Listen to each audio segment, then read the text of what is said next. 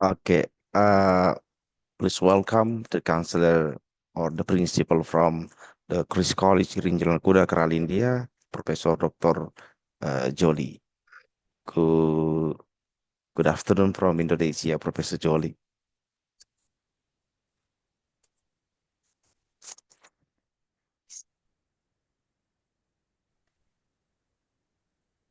Thank you for the same. Thank you again and again. That's really nice to have you, Professor, uh, in this room. Thank you so much. Thank you so much for you coming.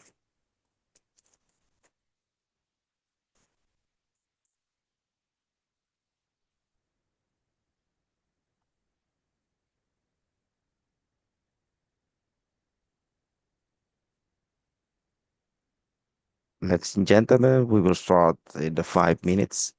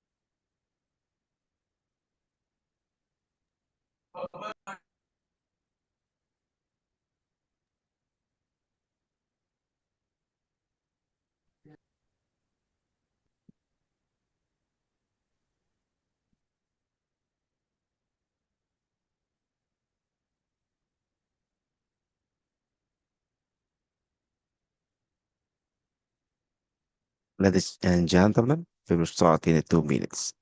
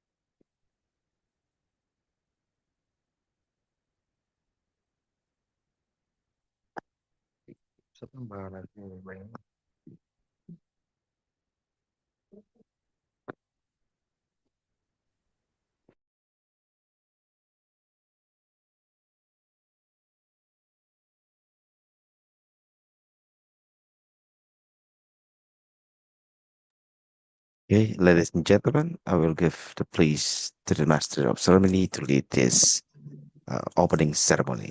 The time is here. Thank you very much, Dr. Andi.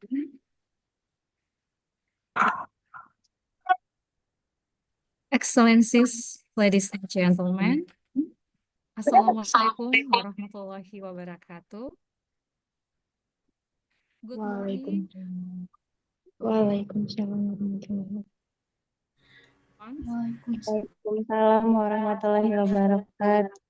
Waalaikumsalam warahmatullahi wabarakatuh. Okay, thank you for your response. Welcome to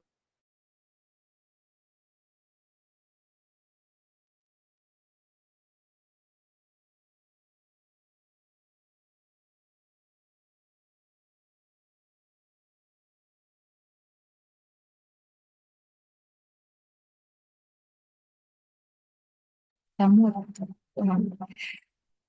sorry. Assalamualaikum warahmatullahi wabarakatuh. Good morning, all, or good afternoon, or evening, depending on your location. And thank you for your response. Welcome to the International Webinar and Virtual Signing Ceremony with the theme Empowering Educational Innovation in the Digital Era, hosted by Universitas Gorontalo. We would like to extend our warmest welcome to our distinguished guests, representatives, and participants joining us from around the world. This event marks a significant milestone in our collective journey towards enhancing educational practice through innovation digital solutions. Distinguished guests, ladies and gentlemen, my name is Sabrina, and it's my great honor to serve as the Master of Ceremony for this important occasion. I am truly delighted to welcome all of you here.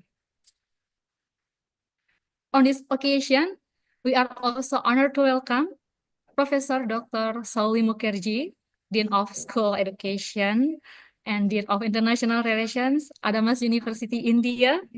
Welcome to the virtual events.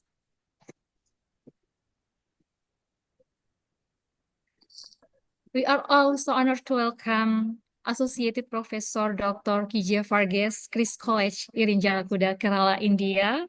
Welcome to this virtual event, Dr. Shauli, Dr. Professor Varghese. Thank you for your coming. And we also honor to welcome Professor Rania Lampou, the Greek Ministry of Education. Thank you for joining this event. We are also honored to welcome Associate Professor Dr. Jolie Andrews, Principal of Chris College Irinjalakuda, Kerala, India, and Professor Dr. Maimun Ibrahim, the first Vice Rector of Universitas Gorontalo. And thank you all for joining us today. Distinguished guests, ladies and gentlemen, we kindly request all participants to turn off your microphones to ensure the smooth running of this event.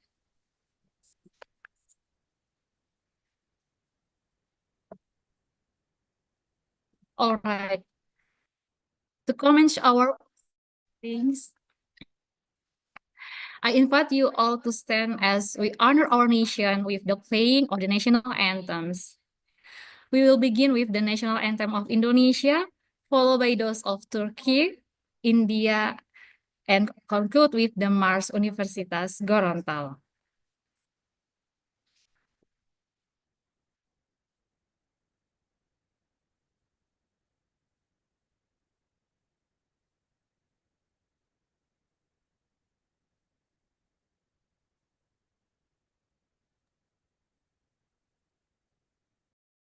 Hey there. Cek, cek. And lagi Indonesia Raya dan terus.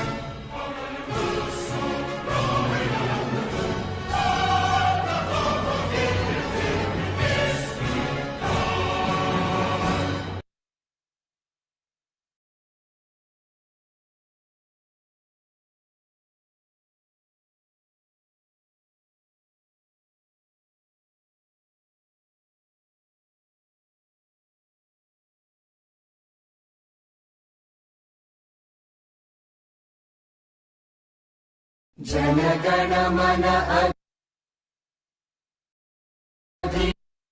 अधिनायक जय हे भारत भाग्य विधाता पंजाब सिंध गुजरात मराठा द्राविड उत्कल बंगा विंध्य हिमाचल यमुना गंगा उच्चल जलधि तरंगा तव शुभ नामे जागे तव शुभ आशीष मांगे गाहे तव जय गाथा जन गण मंगलदायक जय हे भारत भाग्य विधाता जय हे जय हे जय हे जय जय जय जय हे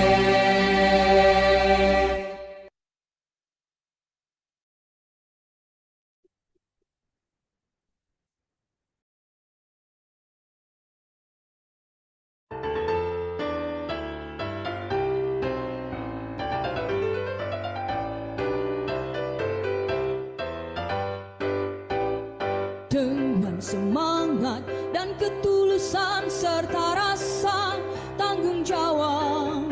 Kembangkan rasa dan karsa, sikap dan fikir demi pembangunan.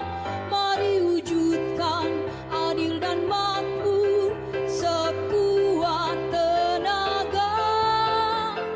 Tataplah masa depan sampai ke anak cucu. Universitas Gorontalo lahirkan manusia baru, pusat unggulan pembaharuan serta pusat pengembangan. Ayo bangkitkan, satukan tekad, berjuanglah dan berdoa. Tataplah masa depan bangsa Indonesia.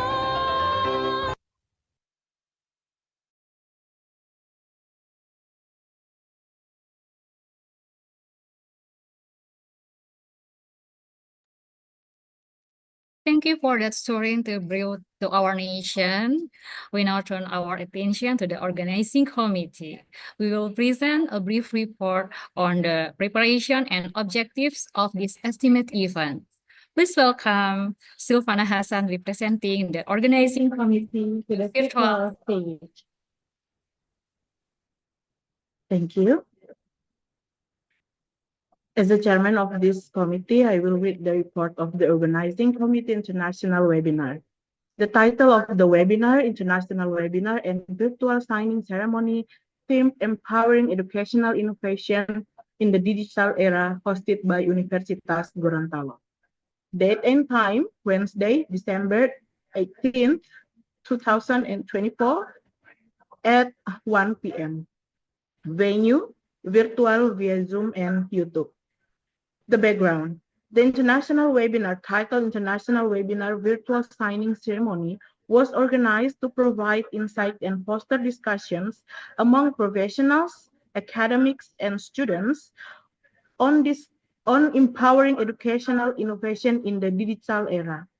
This initiative aimed to enhance participants' knowledge and global perspective, aligning with our institution vision to promote international collaboration and academic excellence. The objectives: to discuss about empowering educational innovation in the digital era, to encourage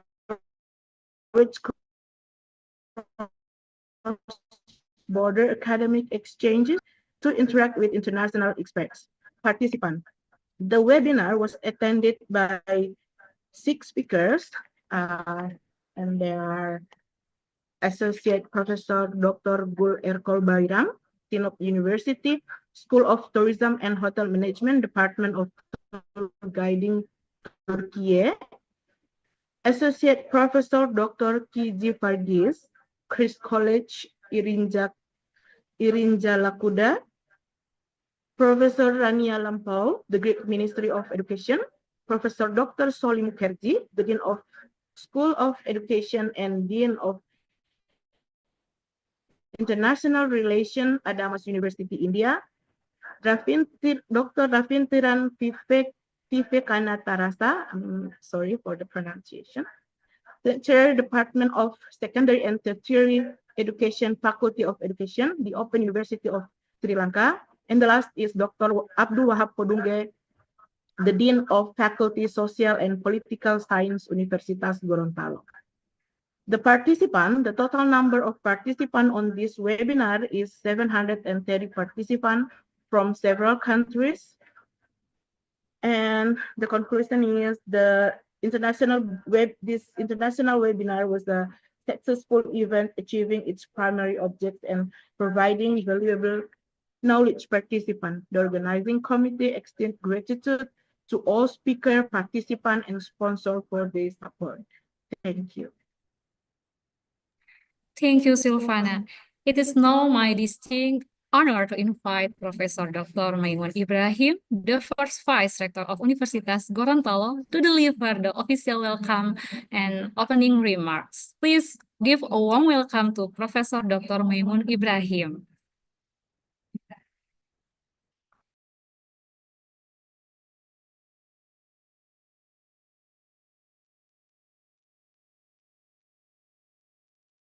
Thank you very much, Mrs. Rania.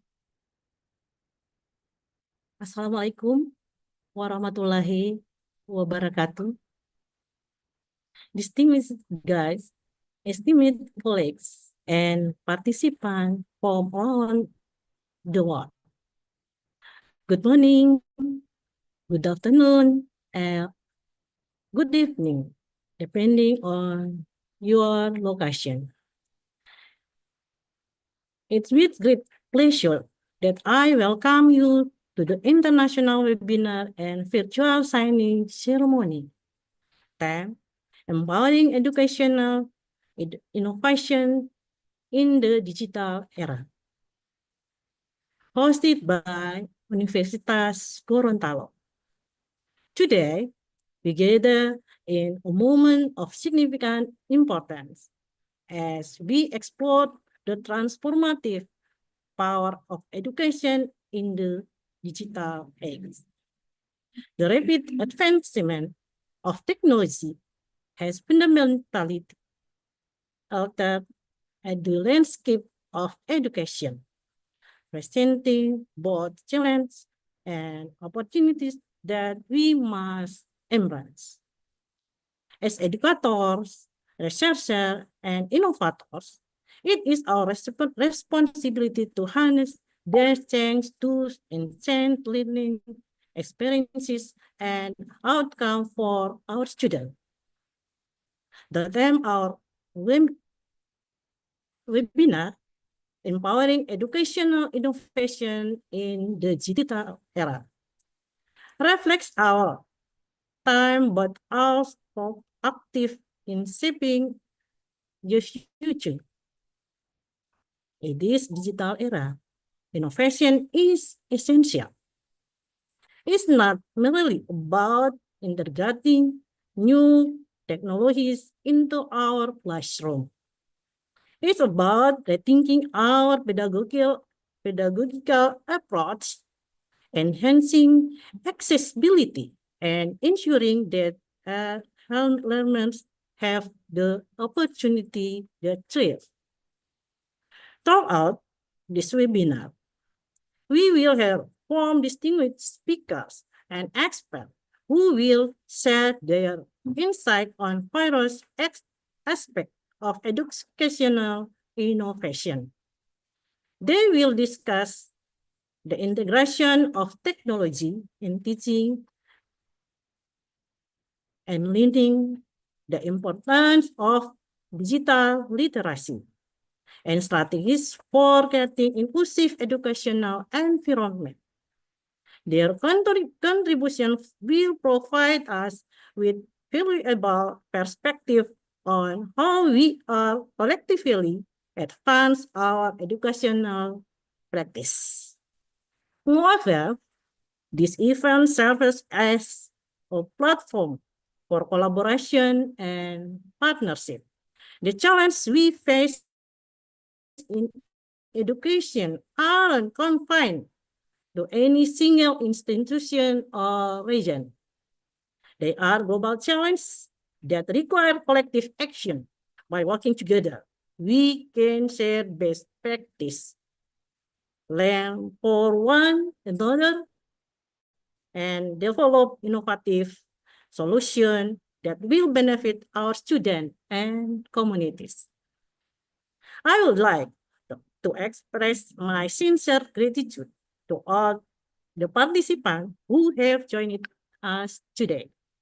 Your presence signifies and shared commitment to advancing education, innovation, and improving the quality of education in our respective region.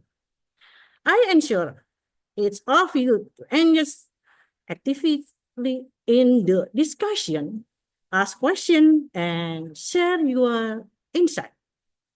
Together, we can create vibrant dialogues that will inspire new ideas and collaboration.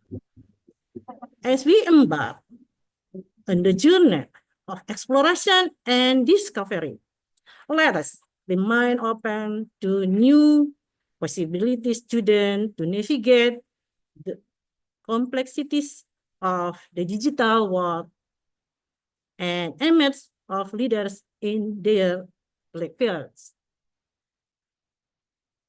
With that, I officially declare the international webinar and virtual signing ceremony open by saying Bismillahirrahmanirrahim.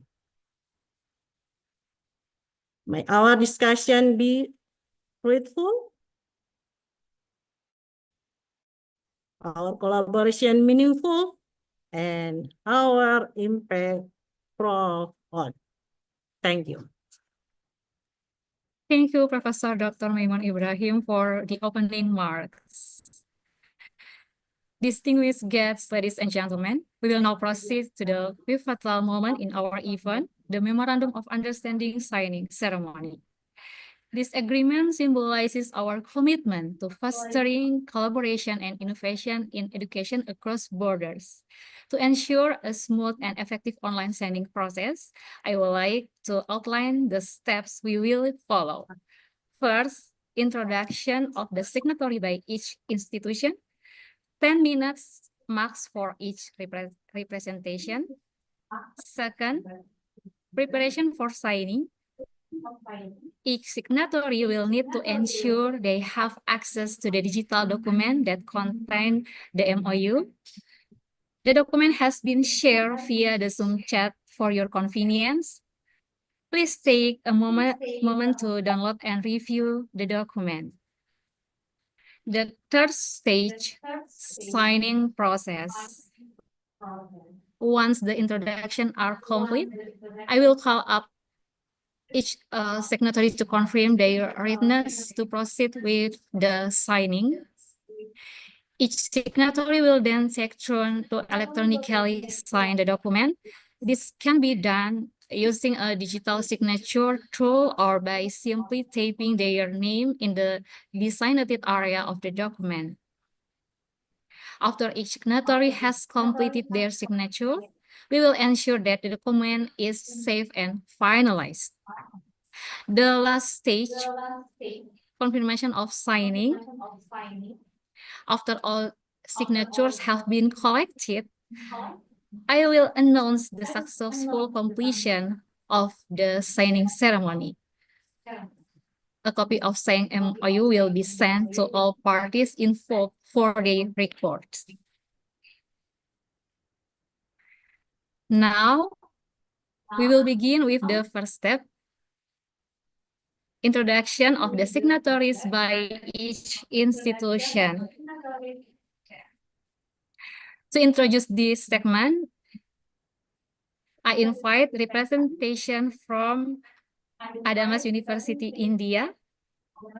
Please join me in welcoming Professor Dr. Shauli Mukherjee, Dean of the School of Education and Dean of International Relations at Adamas University, India. Professor Mukherjee, the stage is yours.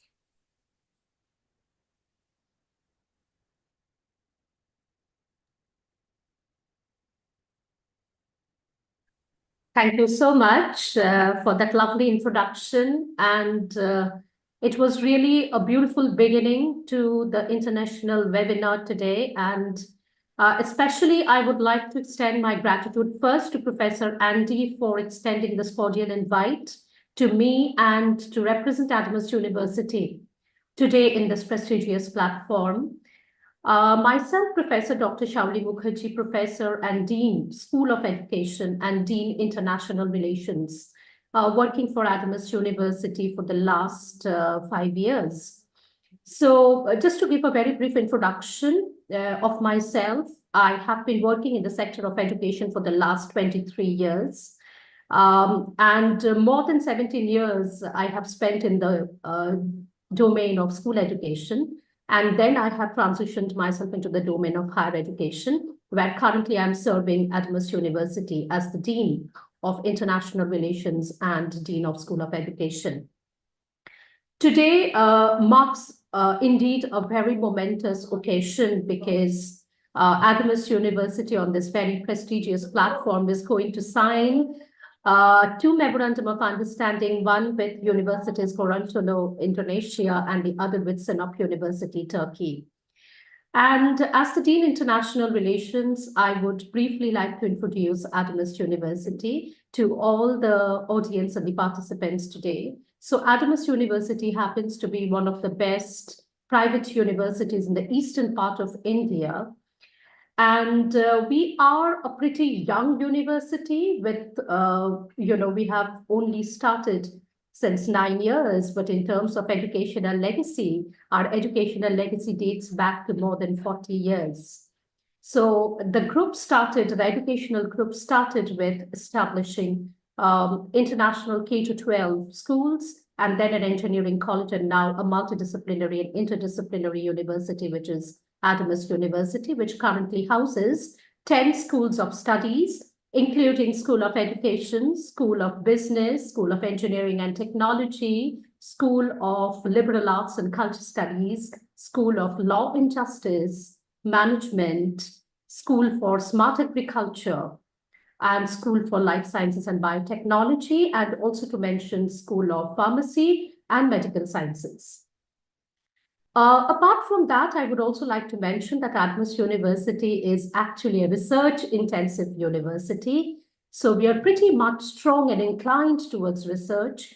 And part of my work as the Dean International Relations is to establish international collaborations and tie-ups between Adamas University and renowned international institutes. So I'm very happy to share that even in the last 9 years, Adamas University has been able to make a very, very strong international presence in almost 48 nations across the world. And we have around 100 plus active and functional collaborations and MOUs with international institutes. And we are working regularly and very actively and in a very functional mode in terms of student and faculty exchange, research collaborations, international internships, hosting and co-hosting international conferences, seminars, and workshops. And also, we are extremely keen and inclined towards student progression. So in terms of diversification, inclusivity, and diversity, Adamas University has made a very strong groundwork. And today, on this particular occasion, I'm really looking forward to establishing productive and collaborative ties with universities Gorontalo, Indonesia, and Sinop University, Turkey. And I'm sure that in days to come, we would be having a very, very productive relationship between Adamas University and the two universities in terms of exchange, academic exchange, research collaborations, and a lot of meaningful exchange that will benefit not only the students and the research scholars, but also the faculty members and the senior leadership of both the universities. So yes, on behalf of Adamas University, I would like to congratulate the organizers for bringing forth such a wonderful program today. And I'm really looking forward to this eventful day today, and looking forward to a lot of learning and unlearning as well, because I'm keenly looking forward to learn from all the speakers today, from all the renowned speakers today, and to learn from the best practices of each of the universities so that we can really have some potential takeaways from this international webinar. Thank you so much. Thank you so much, Professor Mukherjee, for your insightful presentation. We hope by this collaboration with the Adamas University, we can give the many positive impact, so enhancing our education, especially for our campus, Universitas Gorontalo, and thank you for welcoming for this collaboration. Okay, the next, we are honored to welcome our distinguished partner from Associate Professor Dr. Jolie Andrews, Chris College, the Principal Chris College Irinjalakuda, Kerala, India. Please enlighten us with your thoughts. The stage of yours. Okay, thank you so much for this wonderful event, which is taking place today, where we are having the signing of MOU with the University Gorontalo, Indonesia, and with a host of other universities. I'm happy that I'm joined with Dr. KJ Wakis, the Dean of International Affairs, who has taken a lead role in taking our Christ College Autonomous in Yalakuda, both in the national and in international scenario.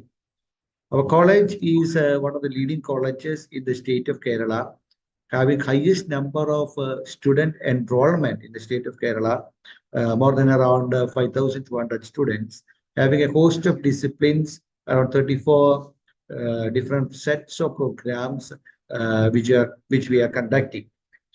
So always topping in arts and in sports, giving equal importance in both in curriculum and in extracurricular activities. Our Christ College Autonomous in Yalakuda has already signed Memorandum of Understanding with Leibniz Institute of Geophysics, Germany, Notre Dame University, United States of America, and with Zululand University, Durban, South Africa, to mention a few of them. So we are also having a memorandum of understanding with other universities of Indonesia, and we are expecting, of course, some of the Indonesian professors, they would be coming over here, visiting over here by the wonderful I would say, influence of Professor Dr. KJ Wakis, who will be hosting that international conference, which will be happening in our state of Kerala in India. So we are very excited to go forward with the memorandum of understanding, whereby we can enhance a lot many facilities, research, and also in joint publications, which we can definitely look forward by these interactions. Thank you so much. Perhaps a word would be shared by Dr. KJ Wakis, our Dean of International Affairs, who has joined me. Dr. KJ Wakis. Thank you. Thank you for this wonderful opportunity. And I must thank Dr. Antti for initiating this MOU and the promise that he has given us on a visit of a delegation of around 10 to 15 professors of different disciplines to our institute. So we are eagerly waiting for that, for interactions, and we too wait for the research collaboration, student international credit transfer, etc. So thank you, and I'll be meeting you as a speaker maybe in a few hours. Thank you very much. And thanks for the opportunity. Thank you. Lu ngomong apa sih? Thank you very much to Professor Dr. Jolie Andres and Professor Dr. KJ Vargas for your insightful presentation. And next, we are honored to welcome to from Sinop University, Turkiye, to provide insight into the significance of this partnership. Please join me in welcome Professor Dr. Riza Bayrak. The stage of yours. Hello, everyone. Dear distinguished guests. Kalian from mana? It's with great pleasure that we gather here today to celebrate the signing of this memorandum of understanding between Sinop University and our esteemed partner institutions in Indonesia and India. This agreement marks the beginning of a collaborative journey aiming to strengthen academic ties, promote knowledge exchange, and foster innovative research. Together, we will work towards improving students and faculty, bridging cultures, and creating opportunities that transcend borders. We are confident that this partnership will lead to significant contributions in education, research, and cultural understanding. Let's continue to build bridges of cooperation and mutual growth. Thank you all for your support and dedication to this shared vision. Thank you all. Thank you so much, Professor Dr. Riza Bayrak, for your insightful presentation. And we move to the next stage, preparation for signing. Please ensure that the signed document is ready.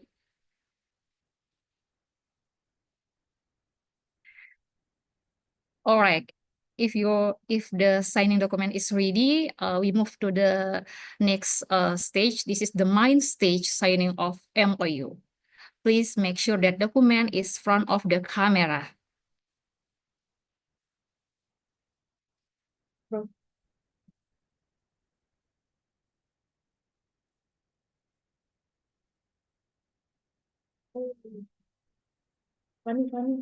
Okay, we are pleased to witness the signing of the MOU between Universitas Gorontalo and Adamas University, Sinop University, and Christ College, Irinjalakuda, Kerala, India.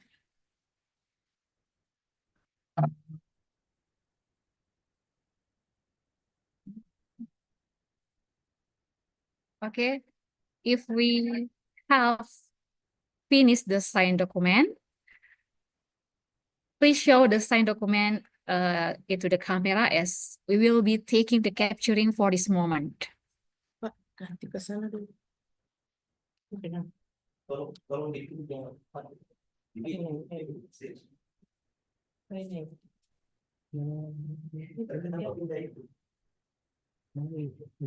Okay. Ibu Prof tidak muncul. Okay, 1, 2, 3. Okay. Okay, thank you so much. Thank you so much. Okay, thank you so much. Thank you so much. Thank you so much for Professor Dr. Shauli Mukherjee. Thank you so much for Professor Dr. Jolie Andrews. Thank you so much for Professor Dr. KJ Varghese. And thank you so much for Professor Dr. Riza Bayrak.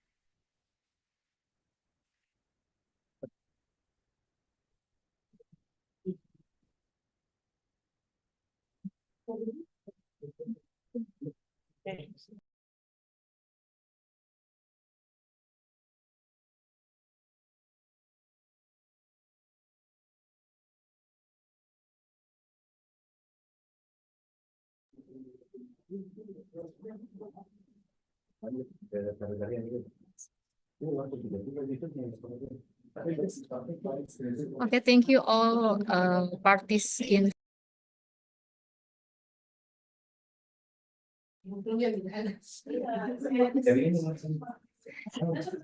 Thank you to all parties involved for the successful signing of the Memorandum of Understanding. This marks an important step forward in strengthening collaboration and fostering partnership between our institutions. We look forward to the positive impact this agreement will have on our shared goal and future endeavors.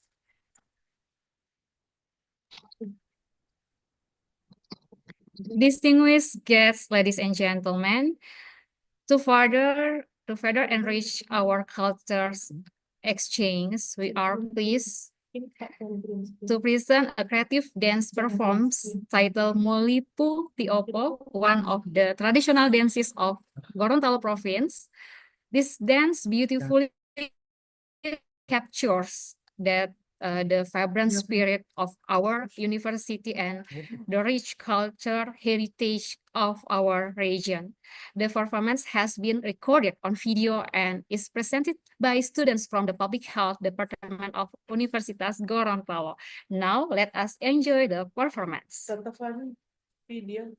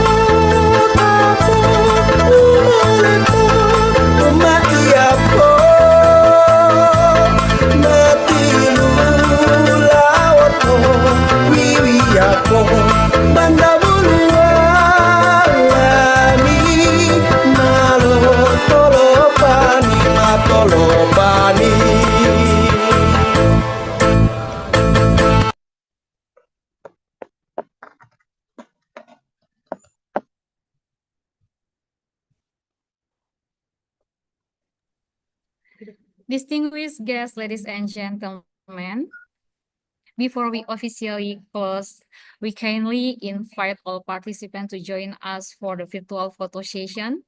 Please turn on your cameras as we capture this memorable moment together. This meeting has 12 slides, so we will begin by taking the photo from the first slide. Are you ready for the photo session? Okay, the first slide. 1, 2, 3.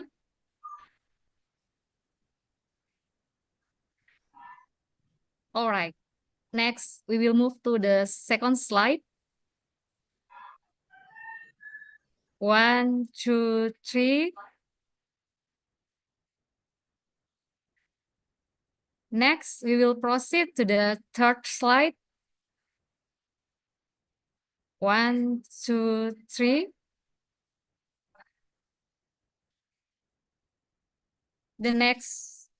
The fourth slide. 1, 2, 3. Next, the fifth slide.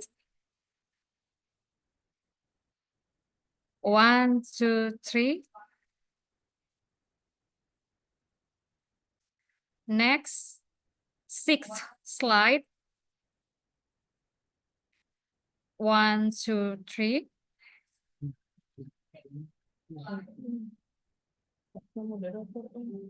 Next, seventh slide. 1, 2, 3.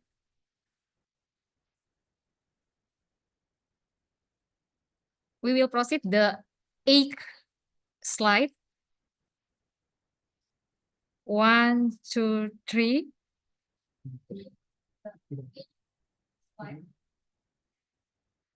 Next, the ninth slide. 1, 2, 3.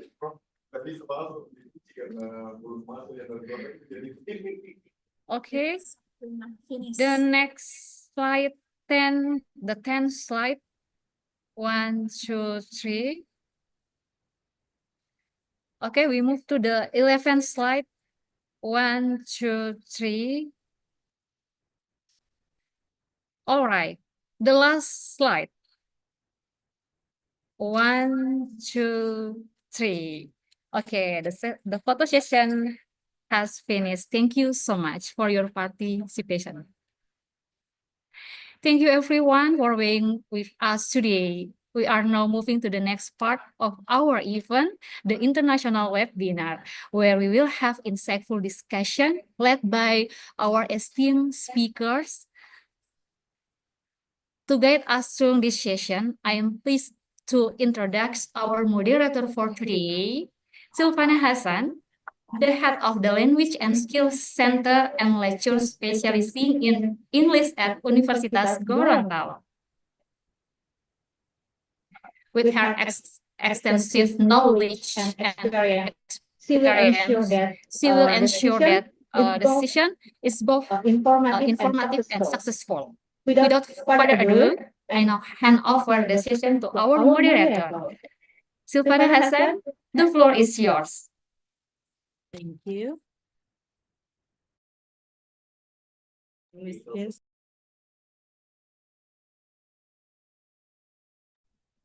Sorry, thank you.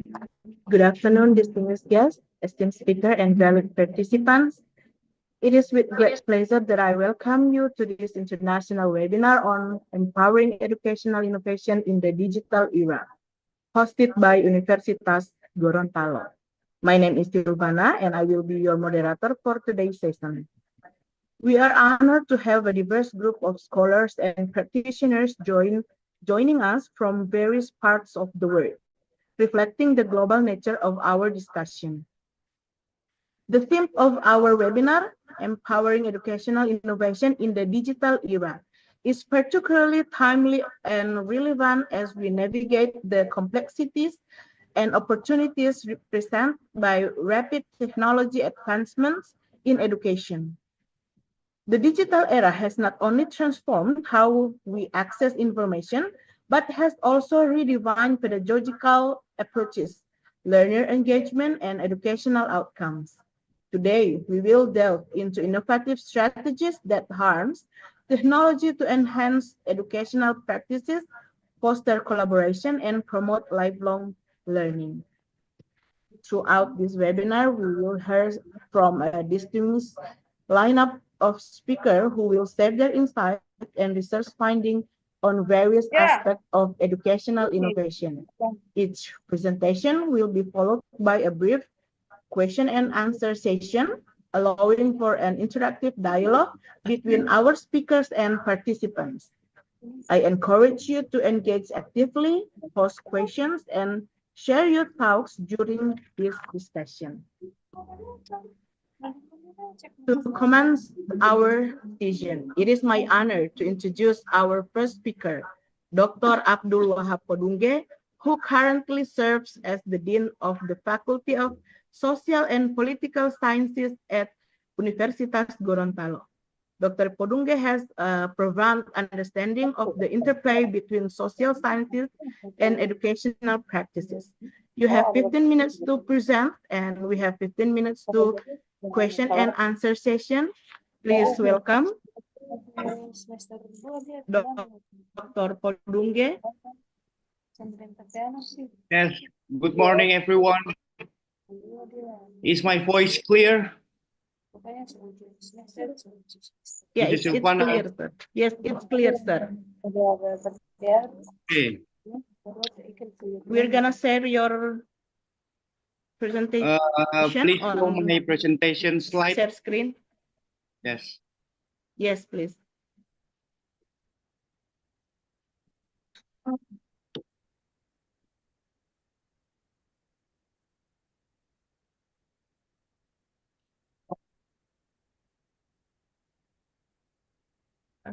We're gonna wait a little bit. Okay. Okay. The time is my time. Yes, yes, the floor is yours, This is sir. Silvana. Yes, the floor Okay. is yours. Yes. Good afternoon, everyone. Assalamualaikum warahmatullahi wabarakatuh. Happy to be here. Your Excellency, Rector of University of Gorontalo, Dr. Sofian Abdullah, Vice Rector, Gorontalo University, Professor Maimun, the Honorable Speakers, Your Excellency, Professor Gul ERKOL from Sinop University, Turkey, Professor Pargize from Calicut University, India, Professor Rania from the Ministry of Education, Grace, beautiful country, Professor Shauli from Adamas University, India, and Professor Revitarian from Sri Lanka University, and Dr. Jolly Andrew. The Honorable to all participants of the international webinar and virtual signing ceremony with the theme Improving Educational Innovation in the Digital Era. It is my pleasure to meet you all, even talk in this virtual, but I can feel your enthusiasm in this room. Let me introduce myself. My name is Abdul Wahab Podungge, a lecturer in the Public Administration study program at Gorontalo University. Today, based on the theme and tentative activities made by the committee, in the next 15 minutes, I will present material on the theme higher education innovation in the digital era, challenges and collaboration of generation X, Y, Z. Next slide, please.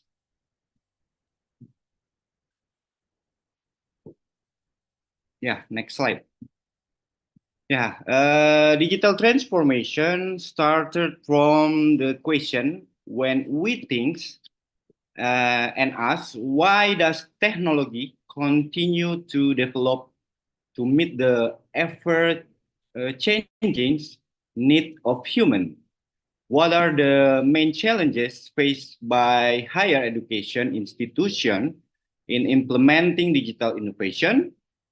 How do technology change affect the role lecturer as the teacher and mentors?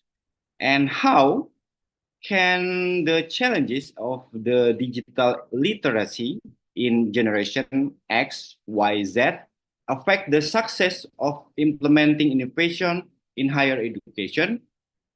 Starting from the construction of things, the definition and concept of digital transformation boiled down to three things. First, digital is a process because digital is a necessity. The second, technology-based innovation is demand in the midst of an increasingly competitive world.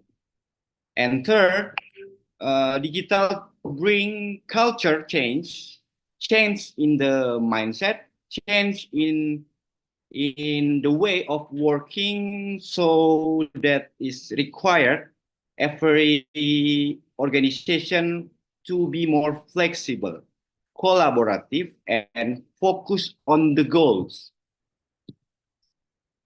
Now, if we conclude in the context of higher education, digital transformation is a process that the necessity to create a relevant and adapted learning ecosystem where technology-based innovation is a demand to face the dynamic of increasingly competitive world. Digitalization not only changes the way teaching material are delivered, but also bring change in academic culture, mindset, and way of working, so that lecturer and student are required to be more flexible, collaborative, and oriented towards developing competency that are accordance with the needs of the time.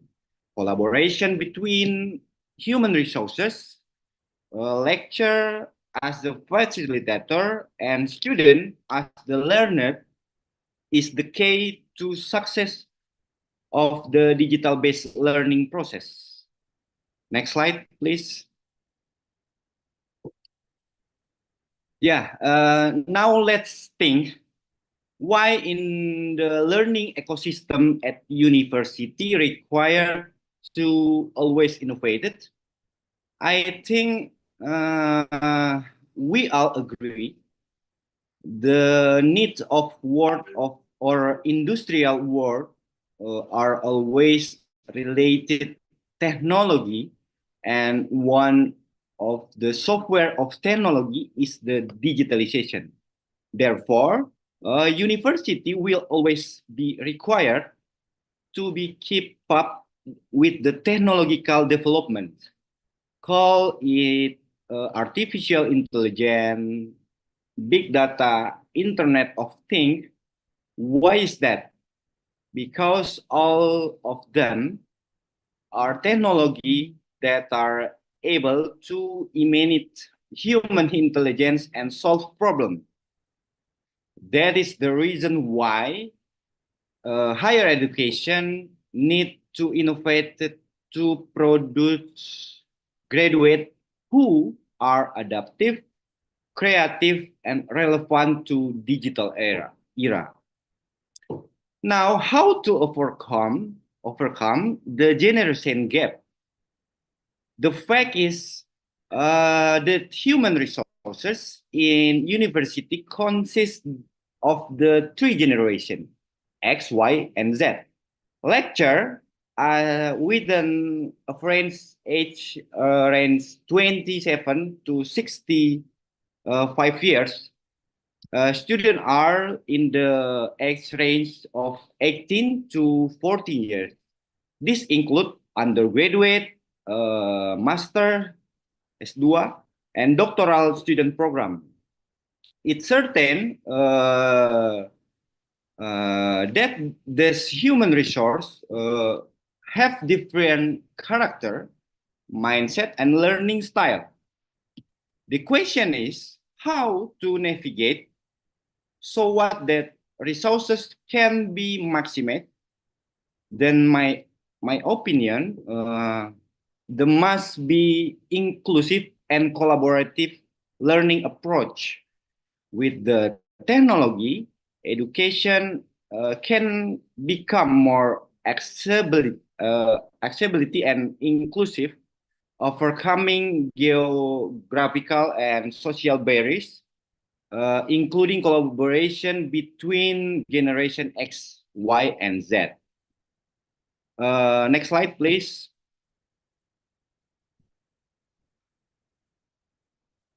Slide 4. Yes. Ladies and gentlemen of the webinar participant, if in the previous slide first, I emphasize the importance of inclusiveness and collaboration, then in this point, it's become the challenges of higher education in digital era. There are last 3 points that we must know. The first point is the technological challenge. Universities are required to be adopt the last technology, then can be present to students, both inside or outside in the classroom. The second point in the generational challenge, we must realize that that trial different in things, pattern, and learning method between generation. For example, undergraduate S1, students generation Z. Mindset and learning method tends to focus on the use digital technology, right? Exploration-based independent learning and a fast and relevant collaboration approach to real experience, pengalaman. Lecture from the generation X and Y should adopt a flexible approach by utilizing digital technology, providing practical context and creating an interactive and collaborating learning environment to bridge the learning needs of generation Z. The third point is the pedagogical challenge. That is the reason why the Ministry of Research, Technology, and Higher Education of Republic of Indonesia has adjusted the learning curriculum that we know Merdeka Belajar Kampus Merdeka, MBKM. Because this curriculum is adjusted to needs of Industry 4.0 and Society 5.0, other to form relevant student soft skill. Clear? Okay, next slide, please.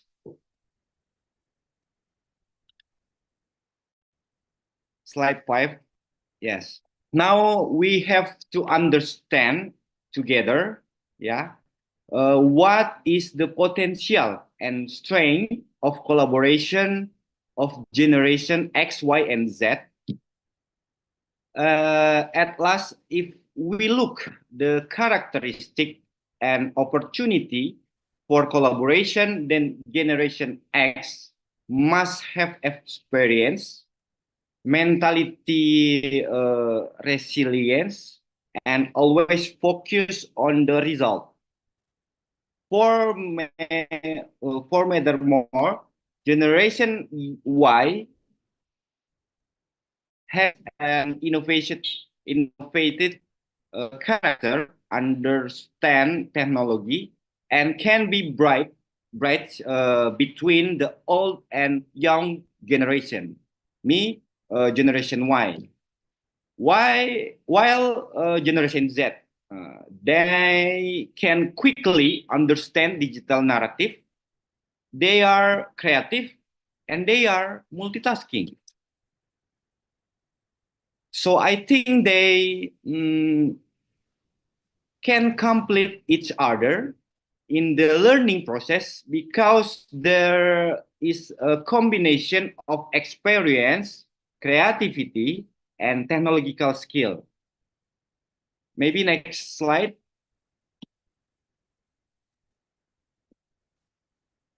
Slide 6. The question now is how to create a future educational model. The answer is to use an innovative, adaptive, and technology-based approach while maintaining human value. Yeah.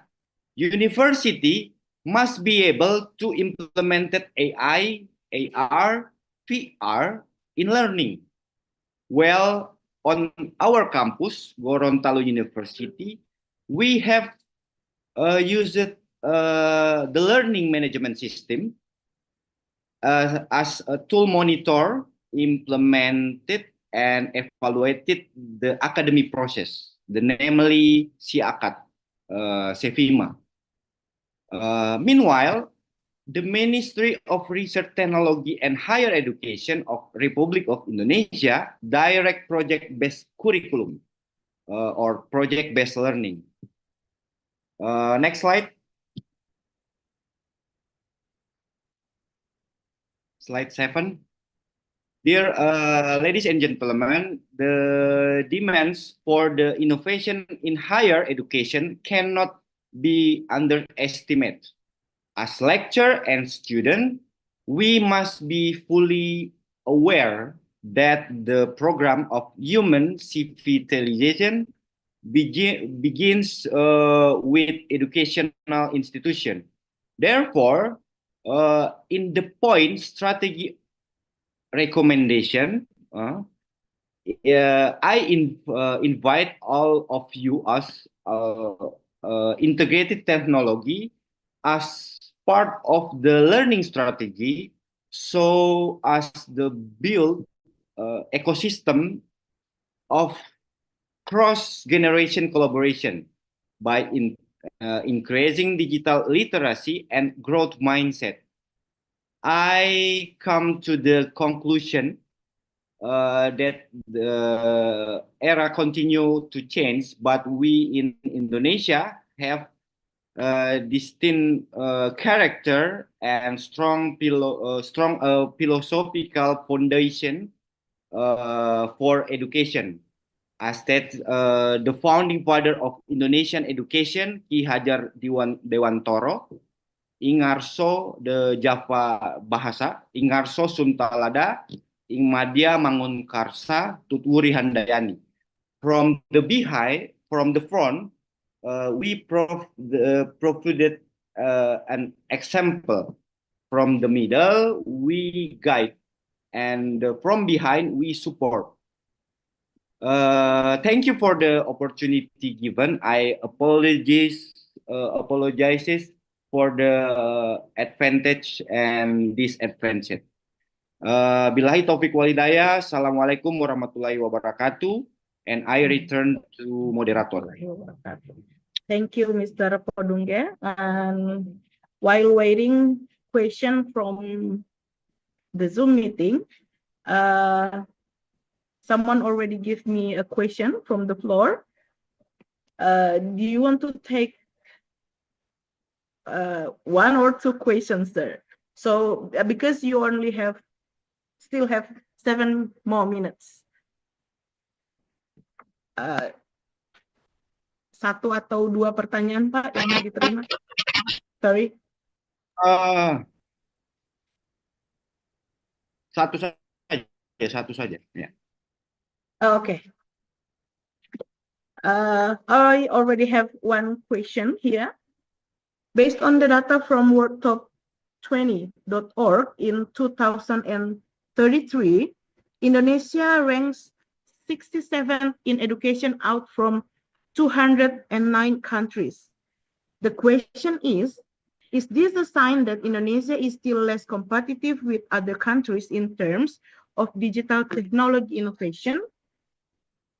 And we still have one more question on Zoom meetings there. So you want to answer this first or?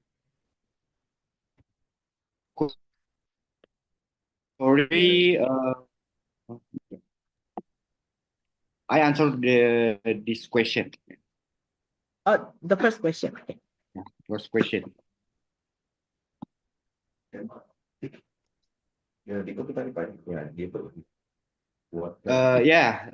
Thank you for your question on the floor.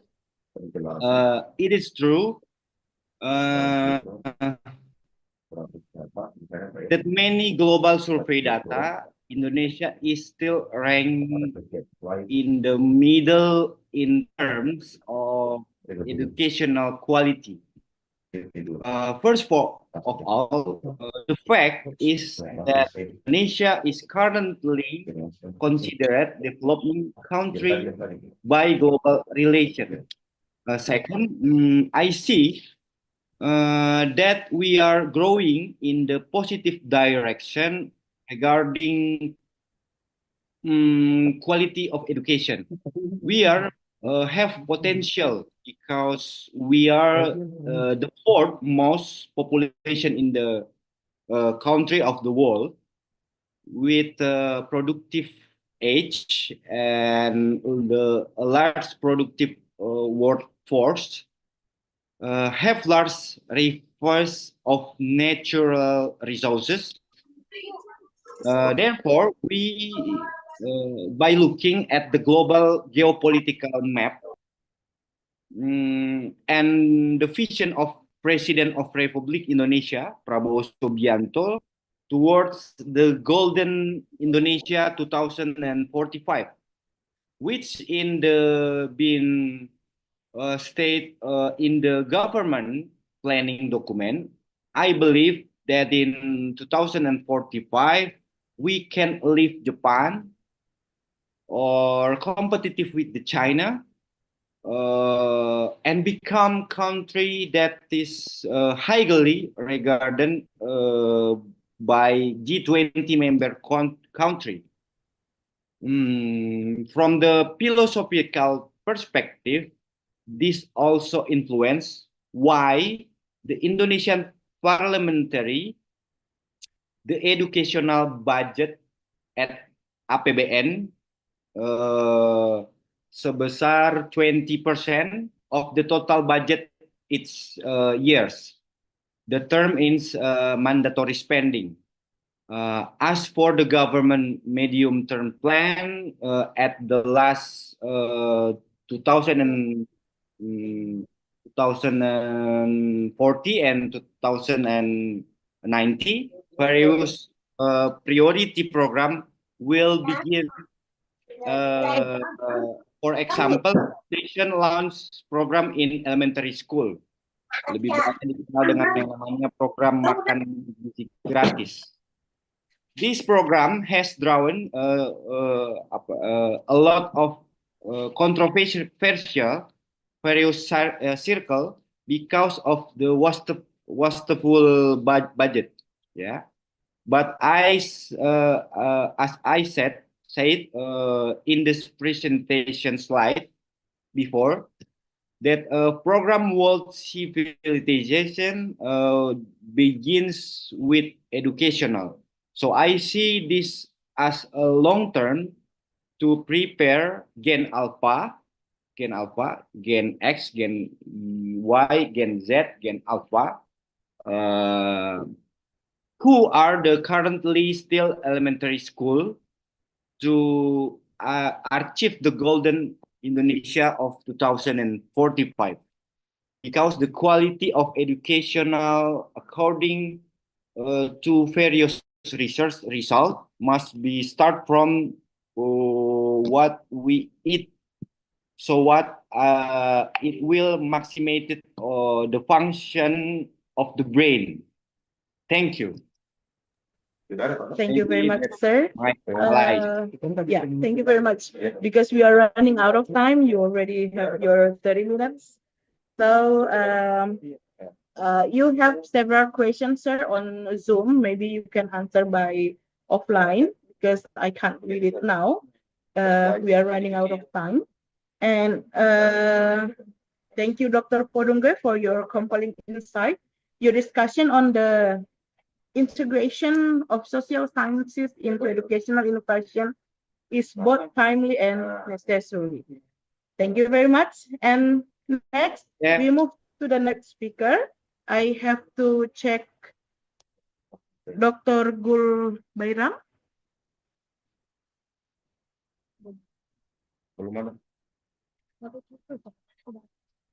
Please, Dr. Gul ERKOL Bayram, are you already joining with us? Okay.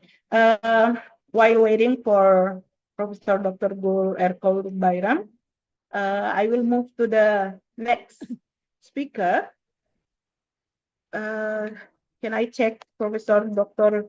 KG Pargis? Sorry, I have to move to the next speaker because I haven't. Dr. KG Pargis.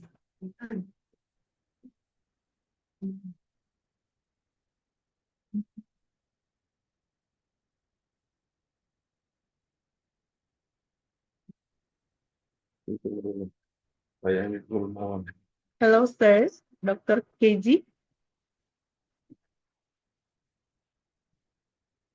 Do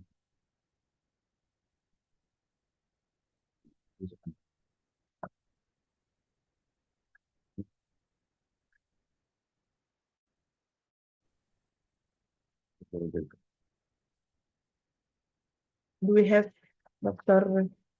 Professor Dr. Gul ERKOL here?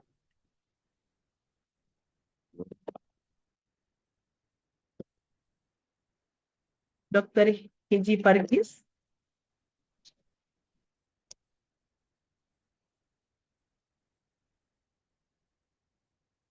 Okay, because we have no response. Can I ask Prof. Rania? Yes, I'm here. Greetings. Okay. I'm really sorry because I have no response for the speakers before you. Can I invite you to present now, Prof. Rania? Yes, yes, of course. Okay. Our next speaker is Prof. Rania Lampou, who represents the Greek Ministry of Education. Prof. Lampou has extensive experience in educational policy and technology integration. You have 15 minutes to present, 15 or 20 minutes, and we have the 10 or 15 minutes to question and answer session. Please welcome Prof. Lampou. Warm greetings from Greece, everyone. From Athens, it's my great honor and pleasure to welcome you all, me too, to this international webinar, a virtual signing ceremony. I would like to wish you all the best for this memorandum of understanding. And of course, I would like to thank Dr. Andy Esrifan for the kind invitation. I would like also to extend my heartfelt congratulations to all the organizers of this event. And my topic today will focus on green STEM, eco-innovation, because in an age where the challenges of climate change, resource depletion, and environmental degradation are becoming more pressing than ever, the role of education, specifically STEM, science, technology, engineering, and mathematics, is critical in shaping a sustainable future. So as we're going to see, STEM education does more than prepare students for careers in science and technology. It provides the knowledge, skills, and innovative thinking required to address the complex environmental challenges facing the world today. From developing renewable energy solutions to designing sustainable cities to using data science and conservation efforts, STEM empowers individuals to take action for a healthier planet. So let's reflect today on how we can leverage technology to inspire communities to innovate for the future and ensure that we leave behind a world that thrives not only for ourselves, but for the generations to come. So now I will share my presentation. I don't know if it's visible now. You have your lead now. So we know that sustainability is a part of the Agenda 2030, Sustainable Development Education. This is related with competencies like critical thinking, problem solving, collaboration. Sustainable development is development that meets the needs of the present without compromising the ability of future generations to meet their own needs. The 4 pillars of sustainability: human, economic, social, environmental. Education for sustainable development, environmental education is the #1 nowadays because it promotes active learning among youth, citizenship, student leadership. It empowers youth to share their voice and make a difference. And of course, it promotes a sense of place and connection. The characteristics of education for sustainable development are, of course, that they are value-driven, it's holistic, it's contextual, locally relevant, so this means outdoor activities, and of course, is interdisciplinary.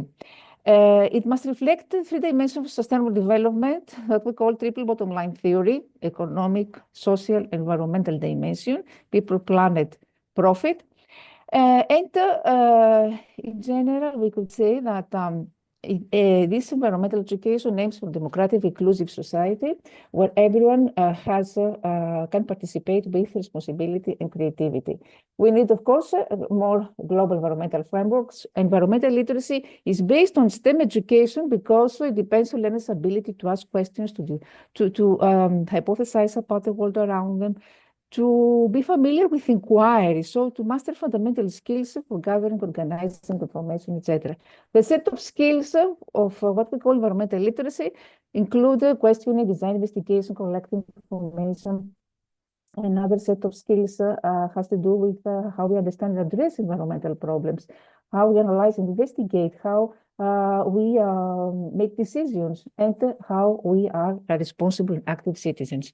So the rise of sustainability in STEM nowadays, why it is important? First of all, STEM is becoming a more holistic and more, it adopts a more, we could say, sensitive approach to human-made changes.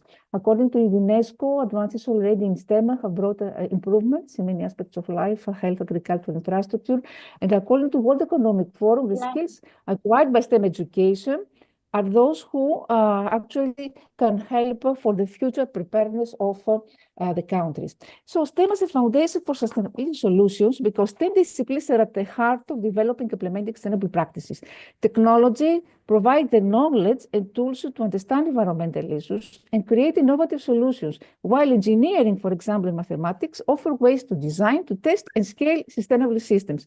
For example, renewable energy. STEM education equips students with the skills to develop cleaner energy solutions like solar, wind, geothermal power.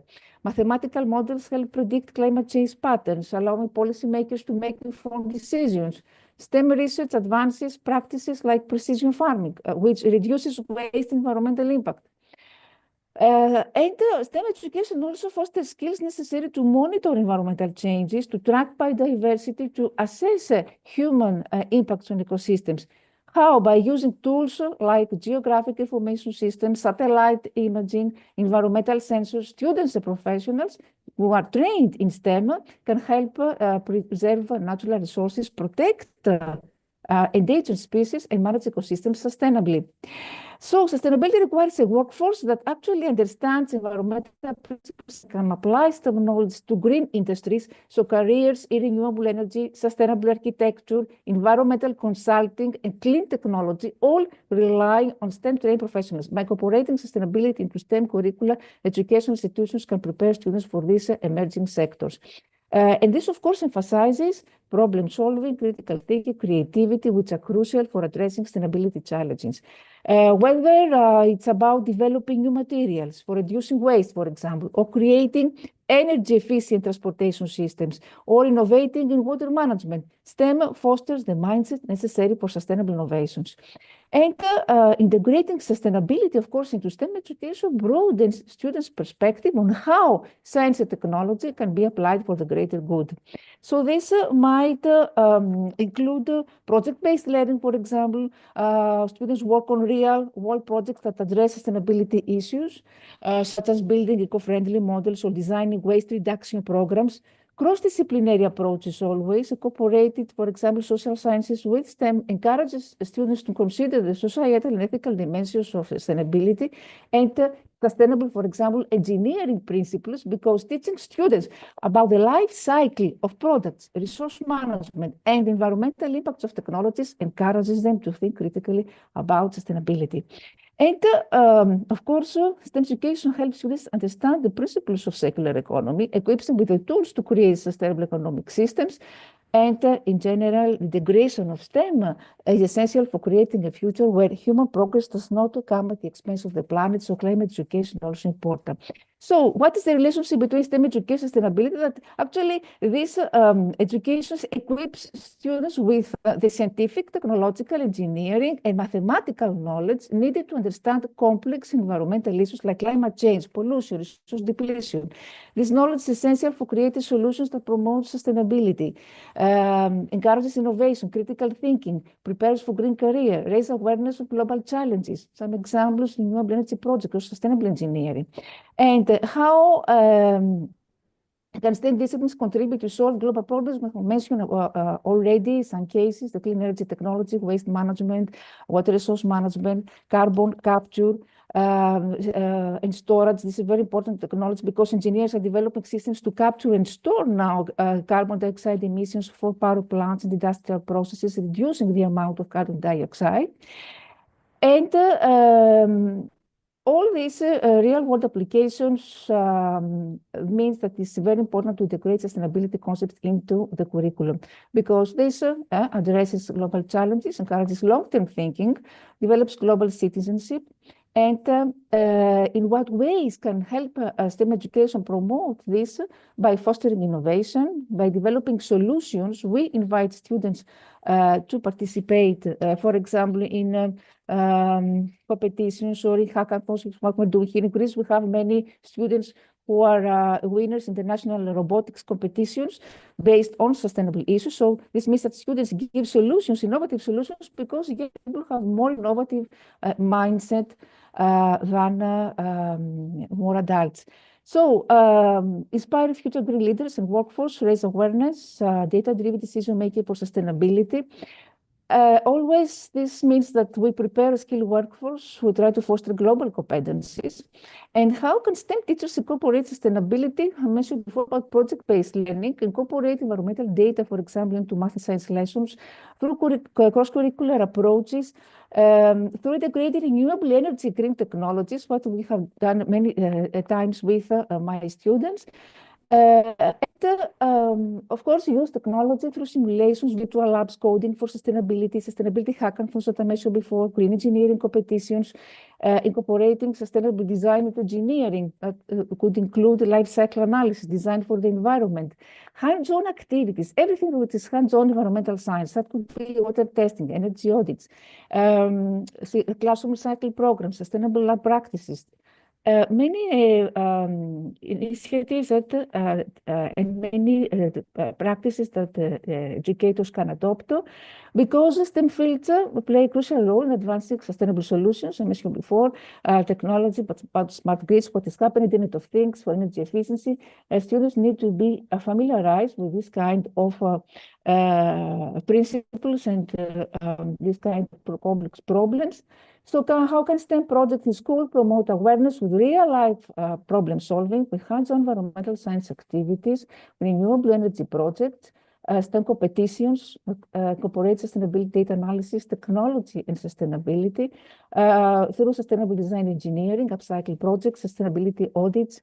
What are the key skills that the students need to learn in this combination of STEM and sustainability? These skills are related with always problem solving, systems thinking, understanding the connectedness between cognitive disciplines, data analysis, of course, engineering, design, scientific literacy, technological literacy, ethical, responsible decision making, innovation, entrepreneurship, because climate entrepreneurship nowadays is something which is very important to promote among young people, and of course, understanding global sustainability goals.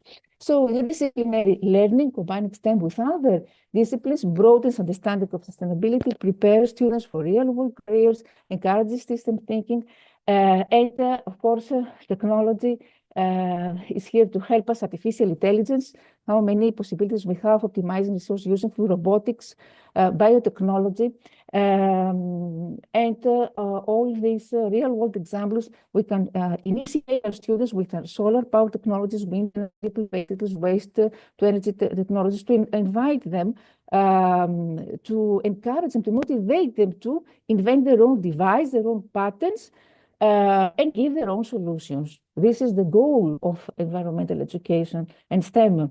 Green building technologies, biodegradable plastics, etc. Climate change, for example, can be taught today effectively in STEM education about and teach global warming or climate change through scientific inquiry, through incorporated climate change solutions, through engaging with local and global climate action. So community-based learning is also important here, utilizing interactive climate tools, virtual reality, incorporating social, economic, and ethical dimensions.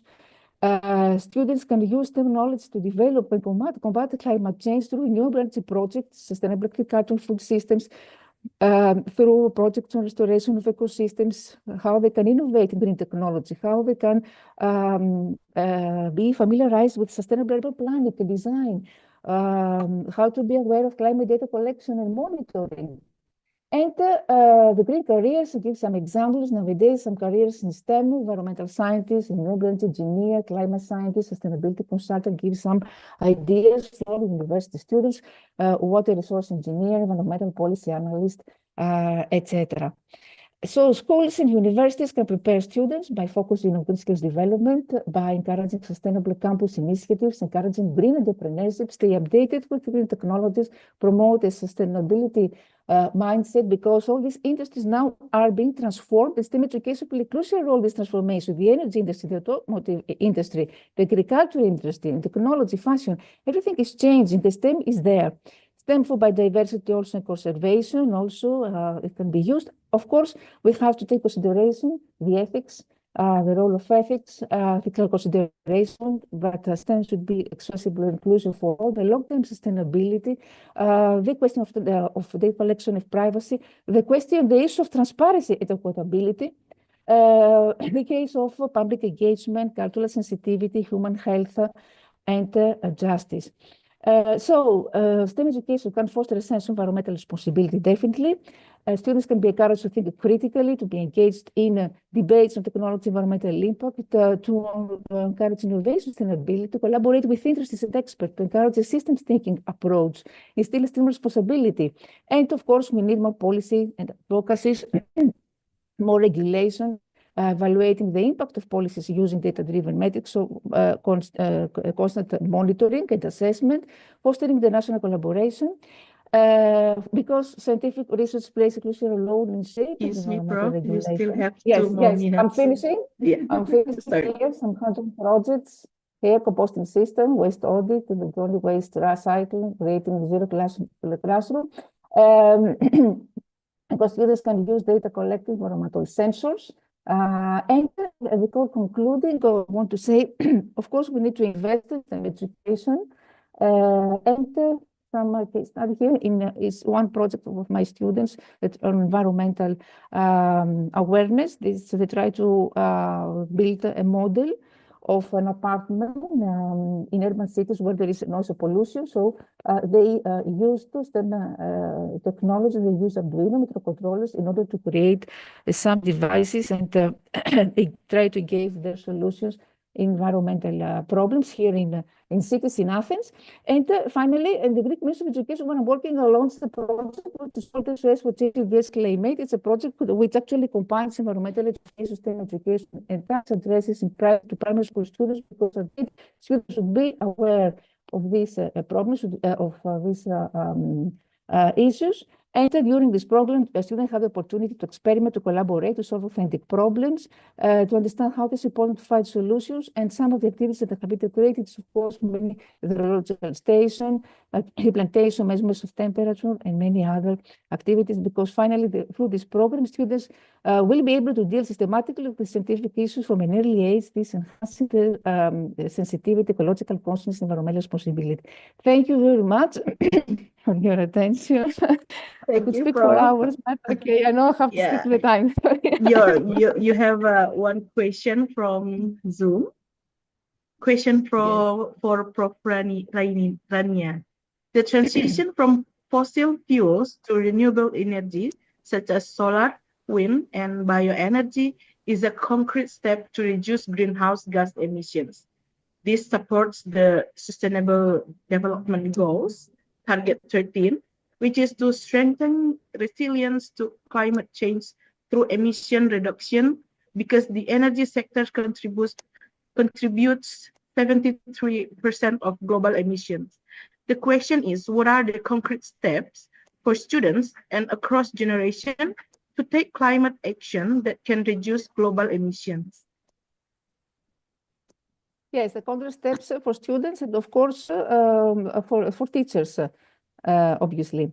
Okay. So for students to actively participate in this transition to renewable solutions and reduce greenhouse gas emissions, I think the first is to learn the science behind climate change and renewable energies. That could be, for example, courses on renewable energy. They can study the carbon cycle, understand how human activities impact the carbon cycle and contribute to greenhouse gas emissions. To try to explore climate modeling tools, use online simulations or software to model how various energy sources affect the environment. This is the first one, learn the science behind climate change. Secondly is to engage in project-based learning. This means design renewable energy projects, work on hands-on projects such as designing solar panels or wind turbines or small-scale bioenergy systems. They can collaborate on sustainability challenges. They participate, for example, in team-based STEM challenges or competitions focused on renewable energy solutions. There is the solar decathlon, for example, robotics for clean energy solutions and innovations. Conduct energy audits at school or home to identify energy inefficiencies or suggest improvements. They can develop also technical skills for renewable energy careers, another thing, through coding and data analysis. Learn to code and analyze data for monitoring energy efficiency, solar panel outputs, and wind turbine performance. So this means that the university educational institutions must integrate this kind of courses. The energy prototyping, gain experience in using tools like 3D printers or other softwares to prototype sustainable energy technologies. Work with renewable energy related technologies such as drones for wind turbine inspections or automation systems for smart grids or robotics and automation. And of course, participate in sustainability clubs and community initiatives, create educational content, make videos, blogs, social media posts to spread awareness about the benefits of renewable energy. Try to make individual effort. This means reduce personal carbon footprint, encourage the use of solar panels, as I said before, or other renewable energy systems in personal households. Practice energy efficient behaviors like technical flights and things like that. Participate in general in sustainability research through collaboration with research institutes, seek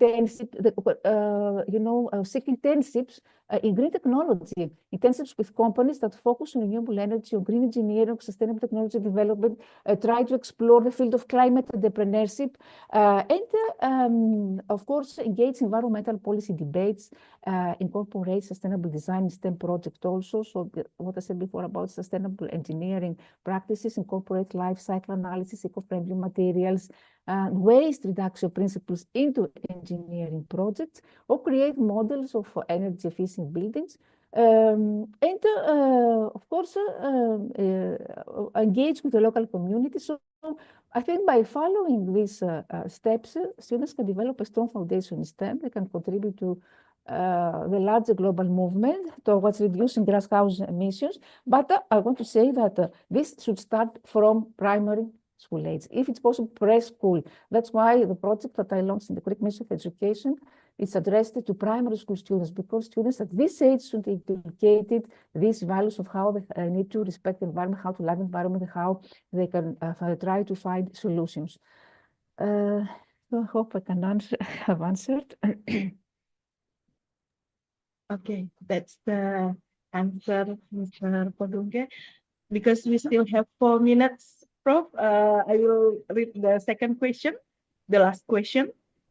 Thank you for the amazing presentation, ma'am. I want to ask about how do you see the role of STEM in driving innovation that have the potential to reshape social and political structures, particularly in terms of wealth distribution and access to resources. Yes, nowadays STEM sustainability is the main part of the agenda 2030 of Sustainable Development Goals of UN, and this is very important, especially in developing countries. STEM innovation actually have the power to reform social and political structures in several transformative ways. First, this is the access to information, digital democracy. Why? Because there is a transparency and accountability in governance. Innovations, for example, in data science, in blockchain, artificial intelligence have made it easier to monitor government actions, to promote transparency, to reduce corruption. Blockchain, for instance, enables secure, transparent voting systems, while AI-powered tools can detect fraud or unethical political practices. We talk like this about open data, civic engagement. So the digital platforms now and open data initiatives empower citizens by giving them access to real-time information about government activities, about the budget, about environmental data. And this fosters more informed public participation in political processes, leading, of course, to more accountable leadership. Let's not forget about digital voting and the government, because innovations to secure voting systems, such as online voting, biometric verification, this enhances the democratic process by making it more accessible and efficient. So first is this. Second is the social justice, because green technology and energy democracy is another big issue. The rise of renewable technologies, such as solar and wind, not only addresses environmental challenges, but also it empowers marginalized communities, because decentralized renewable energy systems allow communities to become self-sufficient, reducing dependency on centralized power structures and enable energy equity. So STEM for social equity, STEM innovations in healthcare, in education, in clean energy can reduce inequalities. For example, low-cost medical technologies, such as portable diagnostic tools can make healthcare more accessible to underserved populations. Digital learning platforms can democratize education, reaching students in remote or impoverished areas. Let's not forget also about automation, the future of work, so shifts in labor market, the power dynamics, the rise of automation, of robotics, of AI is transforming industries now, it's reshaping labor markets. The digital entrepreneurship. So, of course, all this domain, especially with health innovations, it's important. Telemedicine now have access to healthcare and with biotech. All this shows that the STEM actually reforms, reshapes this landscape, the political landscape, the social landscape. This STEM-driven policy reform for climate action, it's important because innovations in climate science, in renewable energy, sustainability are driving significant reforms in all actually domains. Let's not forget about cybersecurity also, national security policies, and education reform. And nowadays, environmental awareness is integrated in the curriculum almost in every country. In Greece, also in my country, recently was integrated in a new subject which is called Skills Lab. It's a thematic option, but it's a great step for Greece. So it's something which has been all integrated in the curriculum. In the universities also have many cases of case studies of practices of amazing innovative practices that actually combine STEM with sustainability. We have seen how smart cities also, what is happening in transportation, urban planning. So smart cities and urban governance, the development of smart cities through innovation, Internet of Things, of data analytics, all these issues require new governance models. And these models focus on efficient resource management, sustainable infrastructure, and real-time driven decision-making. So I think that STEM innovations not only drive economic growth, but also they act as catalysts for broad social and political change. So climate policy, labor rights, healthcare access to education reforms, technological advancements, all these are important. Thank you for this question. Thank you. That's from Rizky Hayatun Nafus. You still have more question, but we are running out of time. Thank you, Prof. Lampou, for your valuable contributions. Your insight into the role of educational technology in enhancing learning outcomes are crucial for our understanding of effective educational practices. Thank you. Thank you. Thank you very much for this wonderful Okay. opportunity. Thank you. Yeah, we are moving to the next speaker. Can I check Prof. Dr. Gul ERKOL Yes, I am BAYRAM? here. Oh, I okay. am here. Okay. Thank you. Okay. Thank you. Yes. Next, we are privileged to have Associate Prof. Dr. Gul ERKOL BAYRAM from Sinop University, Turkiye. Let us welcome Associate Prof. Dr. BAYRAM. You have 15 till 20 minutes to present, and we have 10 minutes more to question and answer sessions. Okay, the floor is yours. Thank you so much, dear sisters.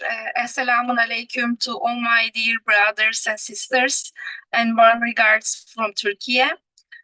Today, we had a great honor to signing ceremony between Sinop University and also Adamas University and Gorontalo University. It is a great pleasure to collaborating with Indonesia and India. Since our theme is related digital era in education, I would like to mention about topics in innovative approach in tourism education in the digital era. Also, I would like to inform that my position, I am the Vice Dean of Tourism Faculty, and also I am the International Relations Coordinator and also Erasmus Office Coordinator.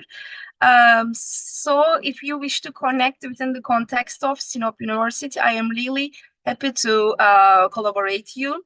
Maybe we can check the transformational learning theory, since it is so important in the digital era. This theory emphasizes the process of which individuals critically reflect on their experiences and leading to a shift in perspective and understanding. In the context of tourism education, TLT is crucial as it prepares for the professional to adapt to the rapidly changing industry landscape by fostering critical thinking and self-awareness and the ability to engage with diverse cultural contexts, ultimately enhancing their capacity for innovative problem solving in real-world scenario. In post-COVID trends in tourism education, we have some pros and cons. Then we know that COVID-19 created a room for the all education type, and one of them is tourism education. Firstly, enhanced digital learning tools increase flexibility in education, greater accessibility for diverse learners, improve in industry collaboration, focus on health and safety training, and emphasize on sustainability practices. There are some cons, and these are: we reduce face-to-face interaction after COVID-19, and we have some challenges in maintaining engagement, and we have some potential technology disparities, and we have limited hands-on experience opportunities, risk of oversaturation in online courses, and difficulty in assessing practical skills. Also, we know that research is so important in education. Even some researchers has some challenges making research, like article, project, and also others, maybe books.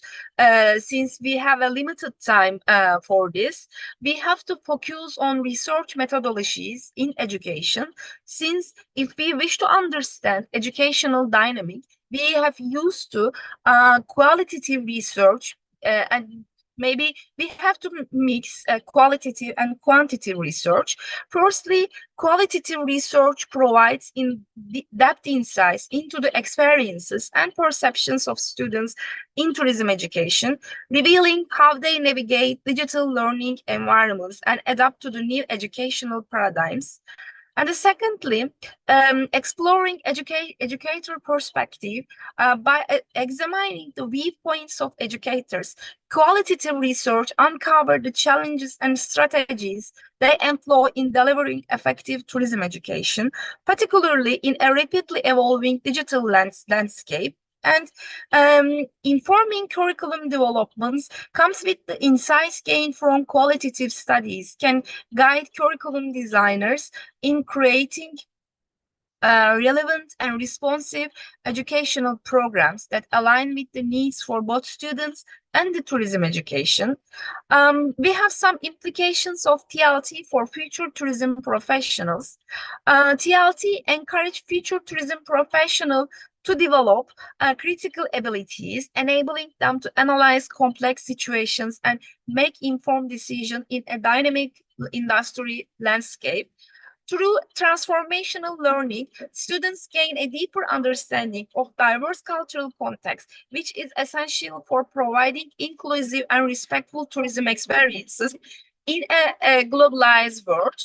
TLT foster an adaptive mindset, equipping future professionals with the skills necessary to navigate and respond effectively to the rapid changes and challenges within the tourism sector. The role of artificial intelligence in machine learning.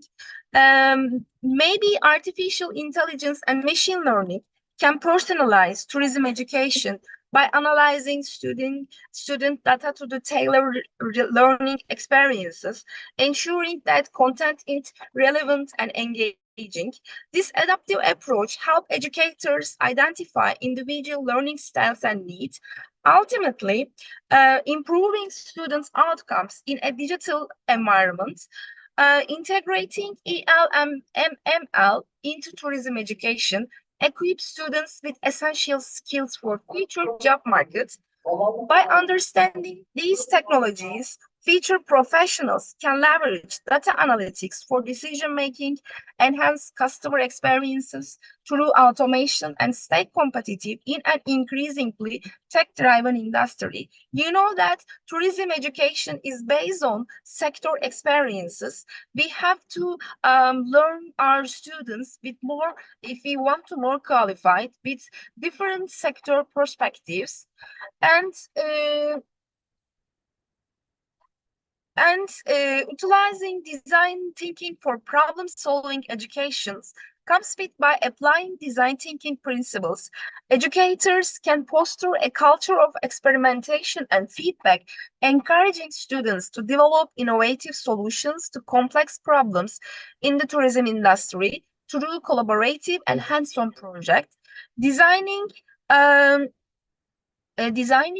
Thinking emphasize understanding the needs and experiences of students, allowing educators to create more relevant and engaging learning environments that address real-world challenges in tourism education. Digital transformation in tourism education comes with first the integration of technology. Digital transformation in tourism education involves the integration of advanced technologies such as mobile applications, augmented reality, virtual tours, enhancing visitor experiences and accessibility to information. Also, then we have to know data-driven insights. Utilizing big data analytics allow tourism professionals to gain insights into traveler preferences and behaviors, enabling personalized recommendations and improved service delivery in tourism education. And finally, we have to train and learn our students to skill their development. As digital tools evolve, there is a critical need for ongoing training and skill development for tourism professionals to effectively utilize their technologies and adapt to the changing customer expectations. And we have to check also students' perspective on innovative technologies. Firstly, we have to understand deeply that whether our students engage with digital tools or not. Students express a strong interest in utilizing innovative technologies such as virtual reality and mobile applications. which enhance their learning experience and provide practical insights into tourism industry. But also, I would like to stress that many students, even they are accustomed to technological advancement, they are not very good at using technology in their lessons and also the documents. We are collaborating and we are getting deeper within the context of networking.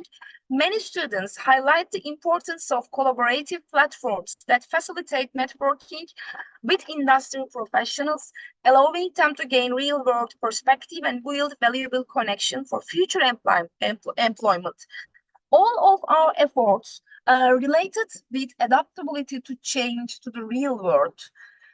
And we have a shift to the virtual learning environments. The shift to the virtual learning environments in tourism education has revolutionized the way knowledge is imparted, enabling interactive and immersive learning experiences through the use of digital tools, fostering collaboration among students globally and allowing for real-time feedback and assessment that enhances engagement and retention for information.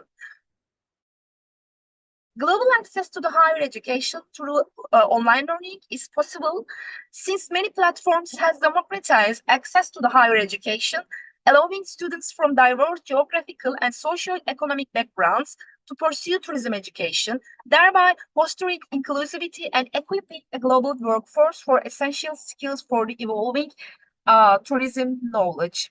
We have some challenges and opportunities in multicultural education. First, multicultural education leverages diverse cultural perspectives and enriching the learning environment and fostering creativity, innovation, and adaptation of digital platforms presents, allowing students to engage with peers and industry professionals from various cultural backgrounds, enhancing their global competencies. Also, we have some cons related to language and resisting to change as a trait.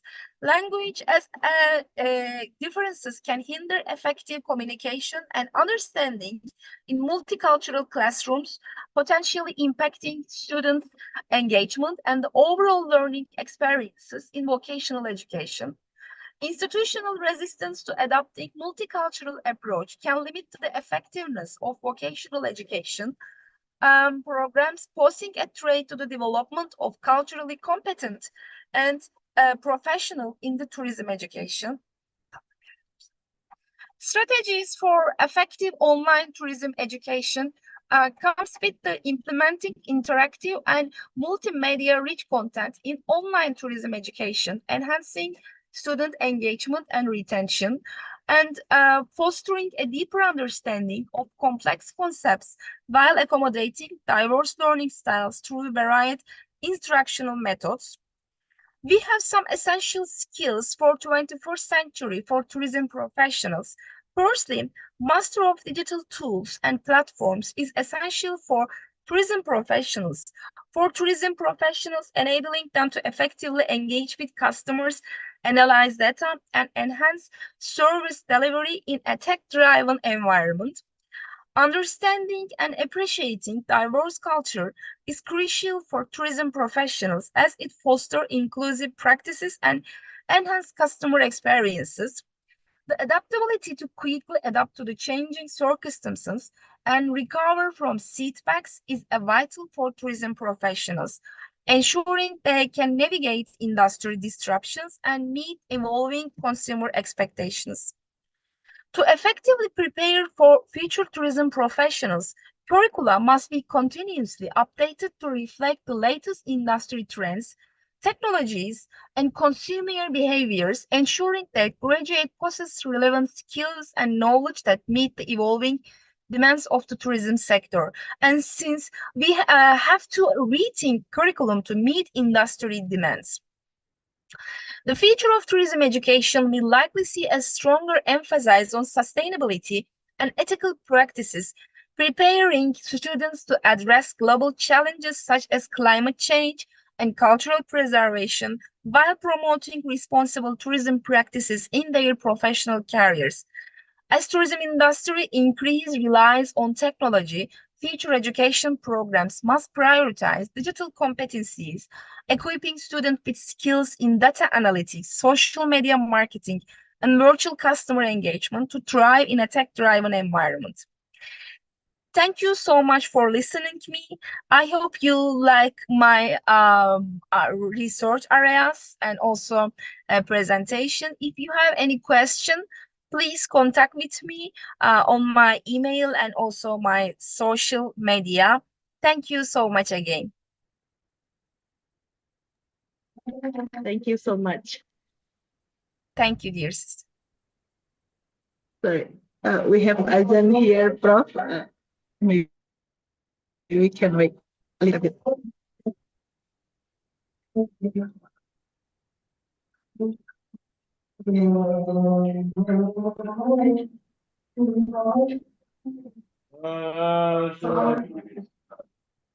Sorry.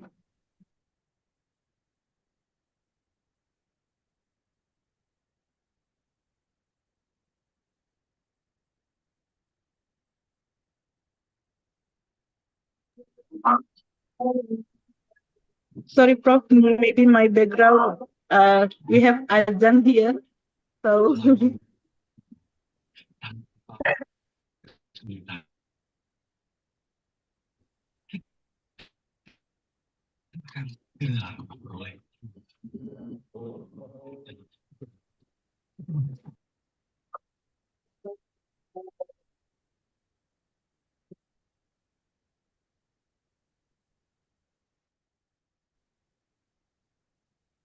Okay.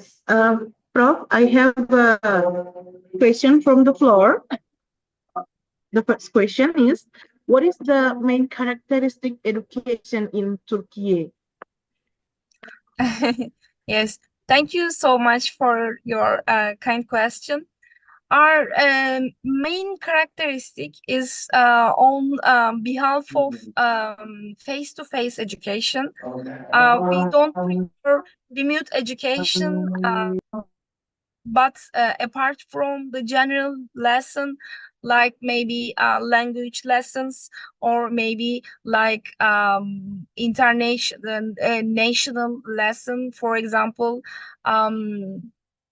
Turkish culture and history.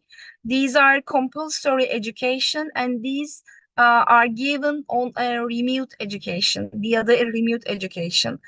We have many universities linked to government, and also we have many universities as private as a university. In the higher school, we are different types of education styles. For example, we have some vocational high school. In this school, we are learning to sectoral equipment. For example, in my area is tourism. There are some higher educations, higher schools which are responsible for tourism education. After we equipped our students with tourism as a practical, as theoric, then we connect with some hotels and also travel agency to work on behalf of our students, to work for during their lessons.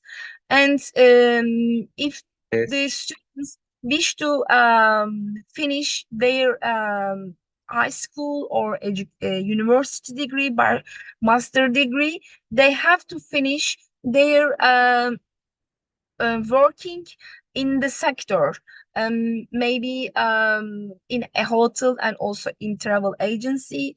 We have the context and mixed methods, both equipped with sectoral education and also theoretical education in the universities and also high school. Our lecturers and also our teachers are well equipped, both sectoral experiences and also their theoric experiences. And we have too much tourism opportunities in our country. Maybe you know that Turkey has many attractiveness within the context of tourism. So our students are working in these tourism enterprises during their educations. After they finish both two forms, they will finish and graduate from their schools. This composition is well designed for 20 or 30 years in our country, and we are designing our curriculum with the different perspective and different trends. For example, now we are facing the digitalization and also innovation trends. We have to integrate our lesson to these questions. For example, I will integrate my lesson to virtual reality. I am connecting with too much colleagues and sectoral leaders via the internet and also via the Zoom, making meetings, and also we are learning too much things via digital platforms. So we have too much importance for the digitalization and 21st century responsibilities. We are integrating our programs to new developments and new trends. We have dynamic program, dynamic curriculum, but we have some challenges also during these times, since you know that the era and also the youngsters is so different from the elderly teachers and our schoolers. So sometimes some of teachers can think that these methods, innovative methods, is so far away than their abilities. So sometimes we are challenging to teach our students how they educate their students within the context of 21st century situation and issues. I hope I can understand your question. If you have any question, please, you can contact me on email. Okay. The next and the last question. Yes. How to maintenance tourism in Turkey? Because sometimes tourism here, especially in Indonesia, doesn't exist long. Sorry, can I say again? How to maintenance tourism in Turkey, tourism place maybe, because sometimes tourism here, especially in Indonesia, doesn't exist long. Yes, you are right. As a tourism professional, we found a solution for this, and this name alternative tourism types. You know that Turkey and Indonesia has same vision and also has same opportunity in the tourism industry. We have very long seashore and many tourists can visit our country for they need sea, sun, and sand. But in the winter and also in other times, in maybe in the spring, we don't have too much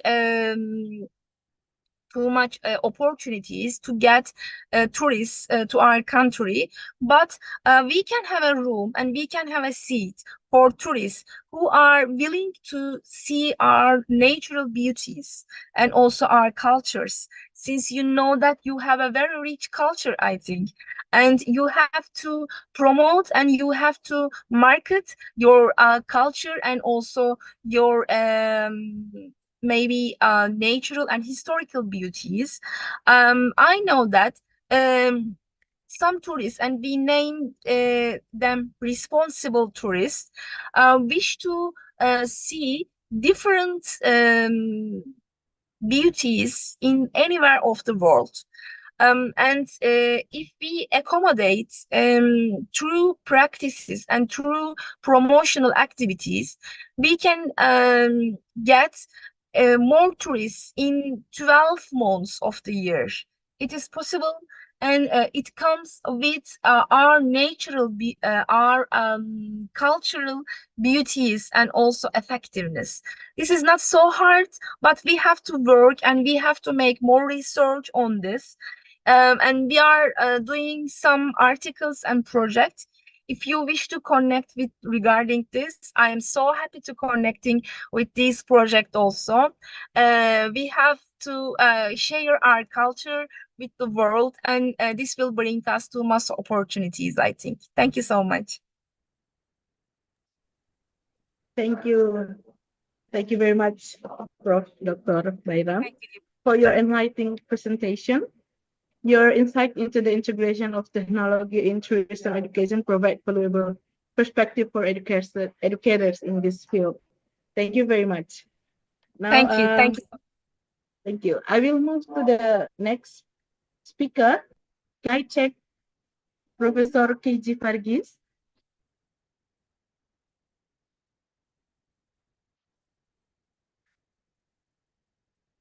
Mr. Fargis?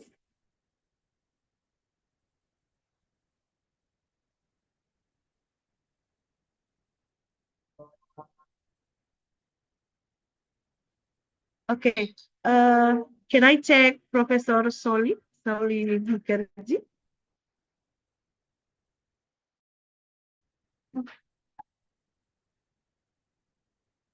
Prof. Shauli? Yeah, hello. Okay. Prof, because Mr. Fargis haven't response yet. Can I ask you to be the next speaker? Yeah, sure. Okay. Okay, for the next speaker, we are honored to have Professor Dr. Shauli Mukherjee, Dean of the School of Education at Adamas University, India. Prof. Mukherjee will present on challenges and opportunities in educational innovation. You have 15 till 20 minutes to present, Prof, and we have 10 minutes to question and answer session. Please join me in welcoming Prof. Mukherjee, please.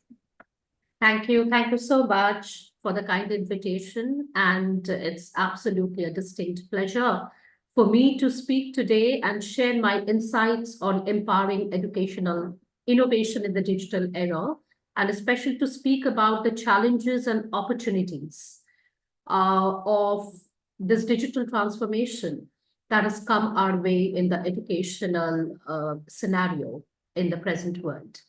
So before I start, I have to say that the world that we live in, that is the 21st century world. The 21st century world is a VUCA world. It's a volatile, uncertain, complex, and ambiguous world. A world where we are faced with numerous challenges and setbacks almost on a daily basis. Now, there are uncertainties everywhere. And okay, I also have to say that I will not be sharing any presentation. I would like to keep it very interactive. It will be an interactive talk on my behalf. So as we face a lot of uncertainties and challenges facing us almost on a daily basis, and since the turn of the century, the chaotic, the turbulent, and rapidly changing environment in which we live have indeed become the new normal. Now, adding on to all of this, the situation has been grossly accelerated by the global pandemic, which we had all faced. And we know that post-pandemic, there has been a time when these forces, these conflicting forces of uncertainty, volatility, complexity, and ambiguity, they have all met each other and they have all collided with each other in really scary and really uncanny ways. But things are not that bad as we think of them. There are so many positive outcomes which have actually come up in the post-pandemic times. And there are certain things which we could even not imagine happening even before a decade or so, something that has been accelerated by the global pandemic. So when we speak about educational innovation, I think we have to admit and acknowledge the fact that right at this point of time, we are standing at a kind of a crossroads.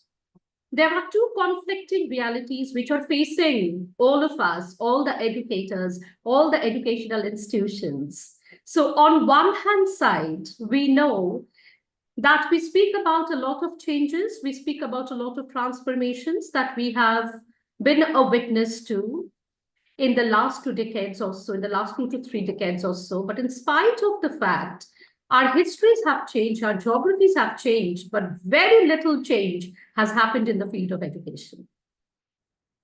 Sadly and unfortunately enough, our education system globally still remains an essential byproduct of the Industrial Revolution, which still promotes a one-size-fits-all model, which still highly promotes a rote learning method.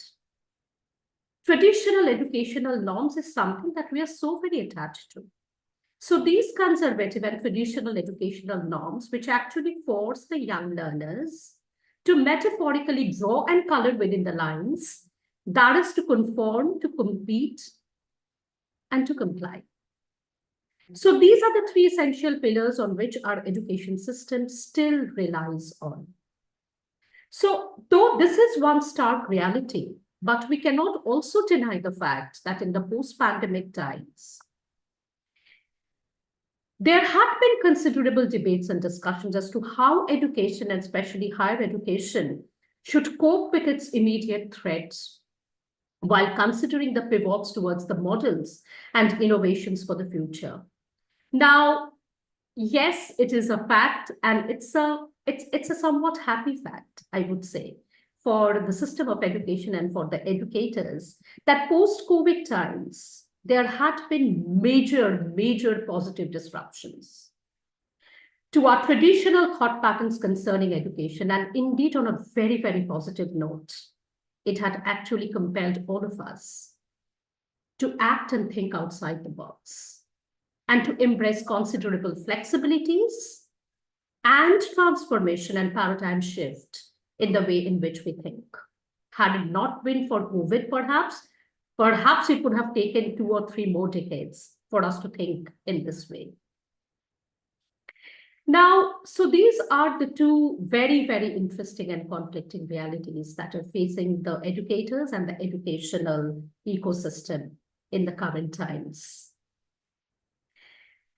When we speak about educational innovation, I think it is so very vitally important for all of us to understand and realize that education has to be related to the real world scenario, and the real world, which is much beyond the confines of a fancy physical infrastructure of an educational institution, actually rewards those amply who can think out of the box and can carve their own path. In order to address and challenge the emerging global complexities, we have all realized that we do not need mechanically trained minds, minds which are full of facts and figures, minds which are systematically formulated to think alike. No, that is not what the world requires right now. What the world requires, rather the 21st century world requires, are minds which are capable of thinking out of the box, minds which are capable of divergent thinking, minds which are capable of creative ideation. So this is exactly what the 21st century world requires. Now, the question is, if these are the requirements of this world, is our education system ready to face these challenges? So I have been requested to speak on the challenges and opportunities of this digital era in education. So the first challenge is, are we at all ready? Are we at all prepared?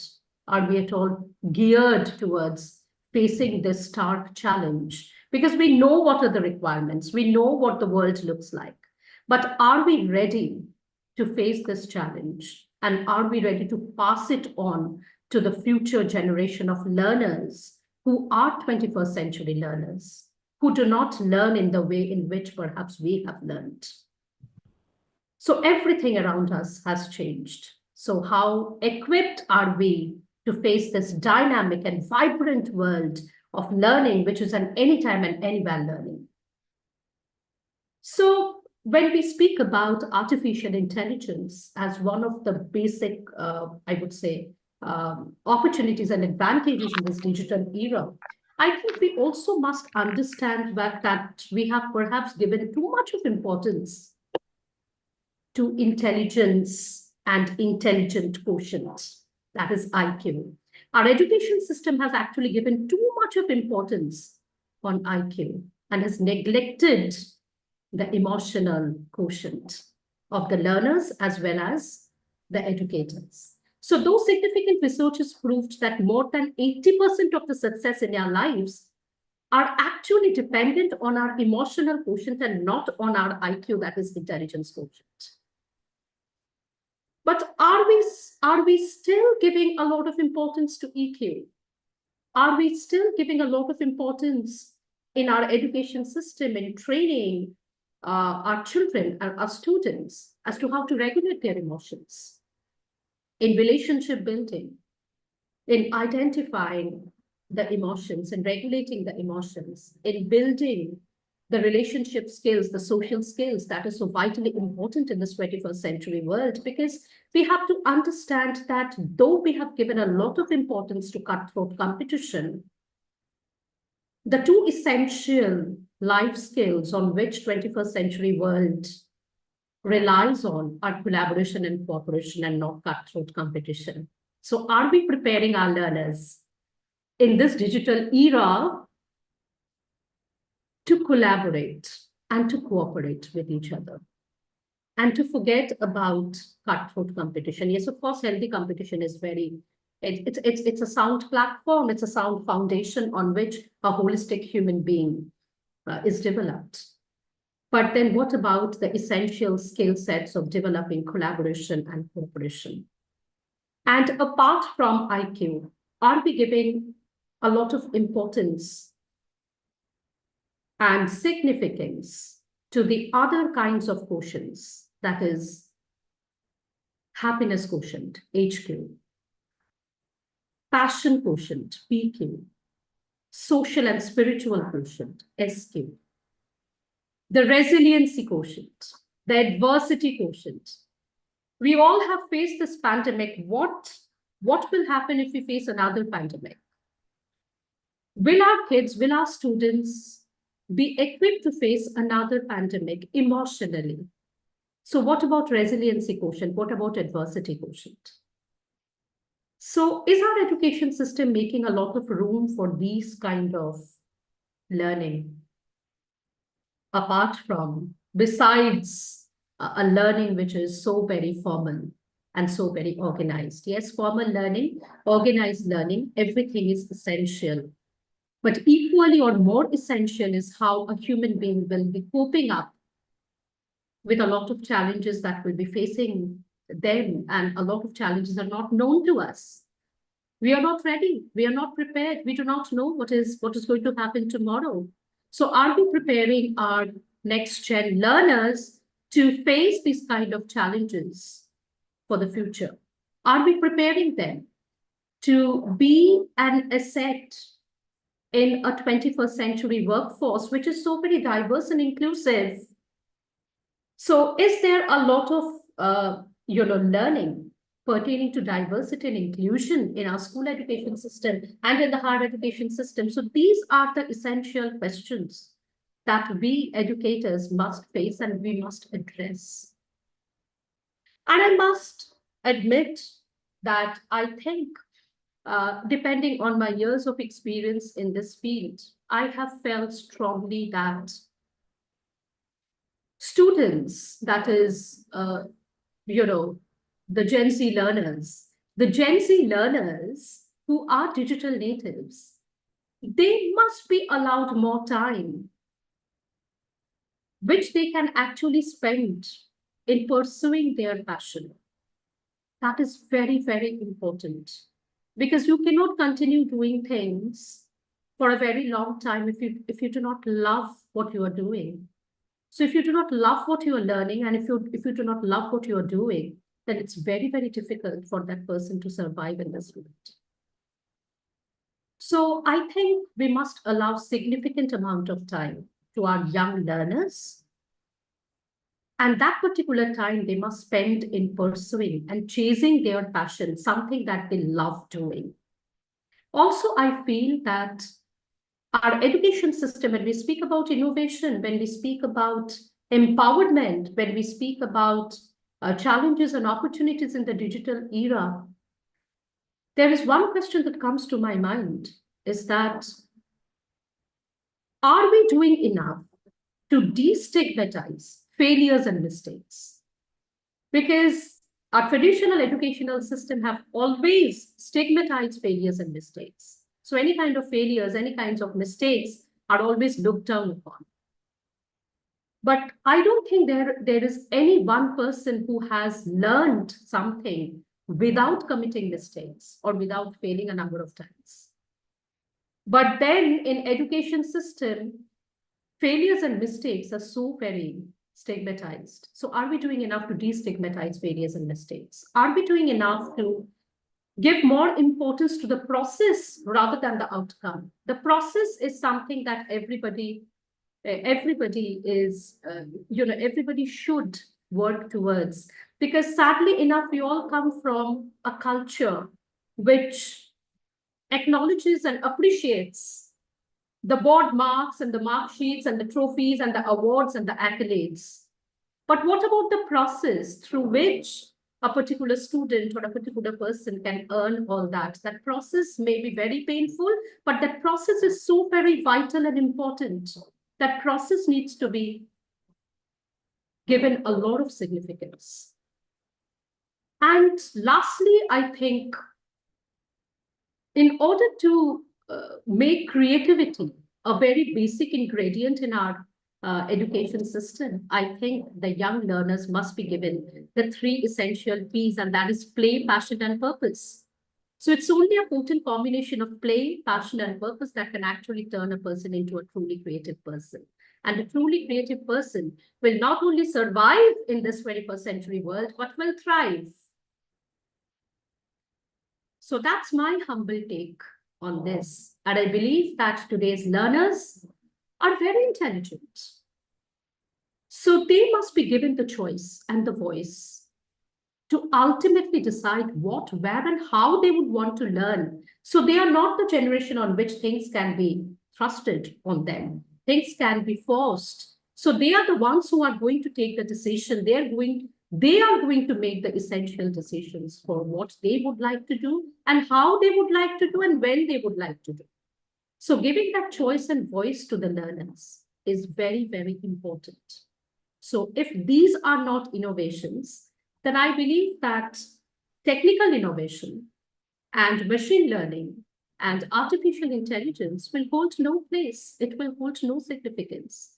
If the mind is not ready, if the paradigm shift doesn't happen primarily in the mindset, just bringing about some cosmetic changes in the teaching learning process won't make a significant difference at all. Things will remain all the same.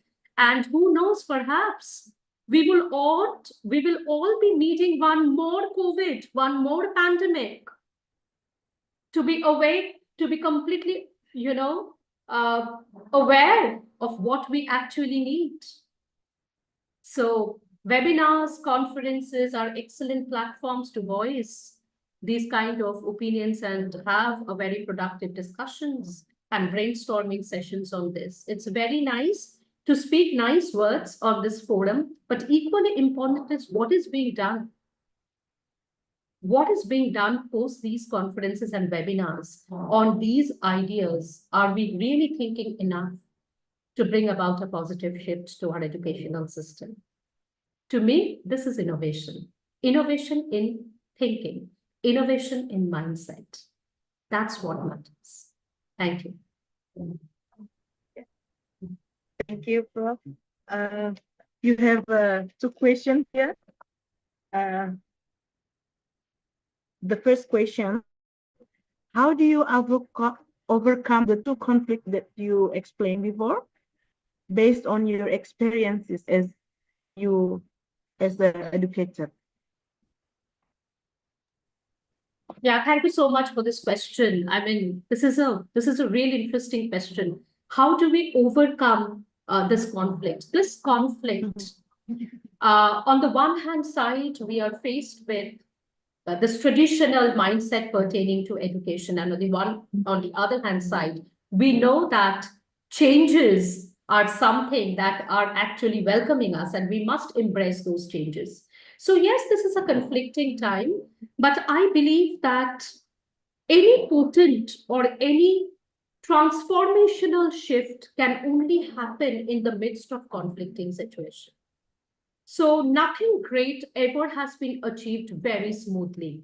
And we are talking about an educational paradigm shift. So, but obviously it will not happen in a very smooth way. So yes, there will be mindsets, there will be people, there will be laws, norms, regulations, which will be resisting these kind of changes. And there will be mindsets which will be doing things which will bring about a magic and a transformation. So I believe whatever the resistances are, we must push forward, and any innovative idea cannot be big or small, according to me. All innovative ideas are welcome. Our education system needs innovation, and it starts with innovative mindsets. It starts with innovative thought patterns. So no thought patterns or no ideas can be big or small. All ideas are important. So a teacher in a single classroom can create this magic with the kind of innovations that he or she wants to create in that particular classroom. So that particular teacher doesn't have to go to a very big platform in order to bring about a huge global change. So I think for me, if this question is for me, what I have believed throughout all my educational career is that instead of waiting for that the time when a lot of changes will happen, let me be a very small agent of bringing that change in my immediate classroom. Because I believe that any kind of positive change has a ripple effect. So if I'm able to bring a change among, say, 40 students, 40 families are impacted indirectly. And those students will be going out into the world and creating so many other changes.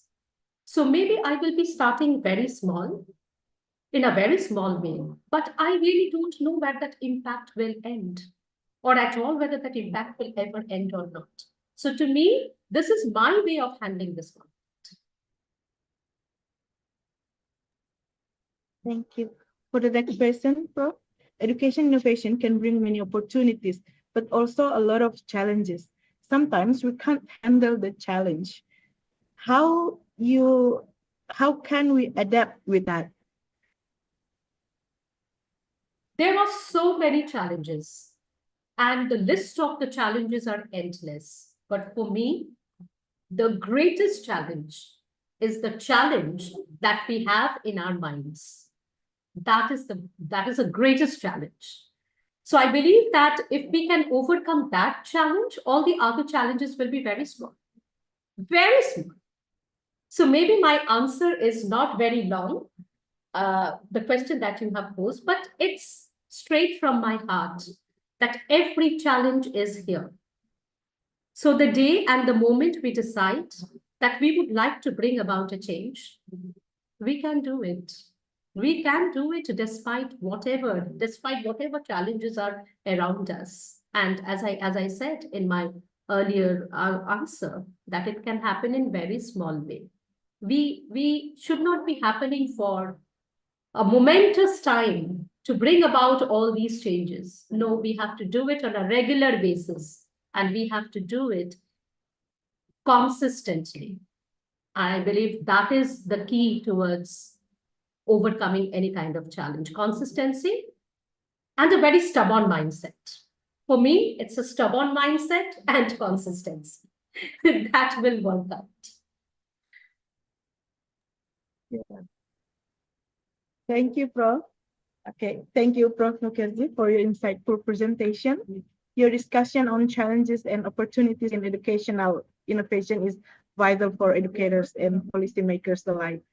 Thank you very much. Thank you. Thank you so much. I'm happy that I have been able to add at least a little value to this international webinar today. Thank you so much. Thank you, Prof. Okay, now we are moved to the next speaker. Can I check Mr. KG Pargis?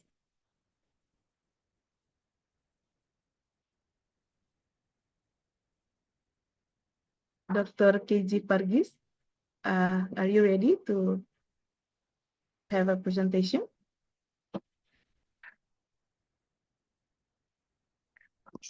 Because we have no response yet.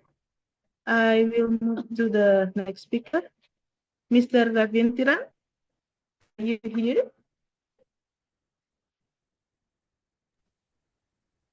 Yes, good afternoon. Can you hear me? Yeah, I can hear you. Okay. Thank you. I'm really sorry if I mispronounce your name, Mr. Ravindran. It's okay. Okay.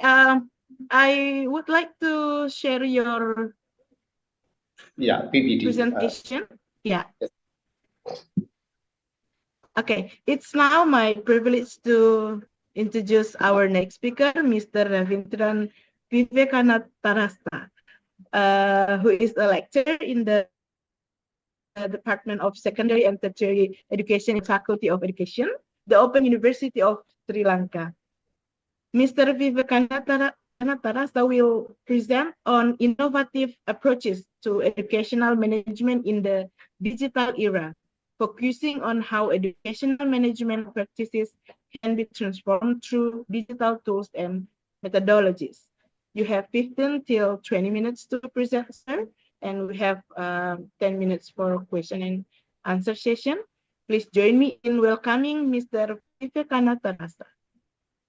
Yeah, can you make the first slide, madam? Because, so can you move to the first slide? The next slide.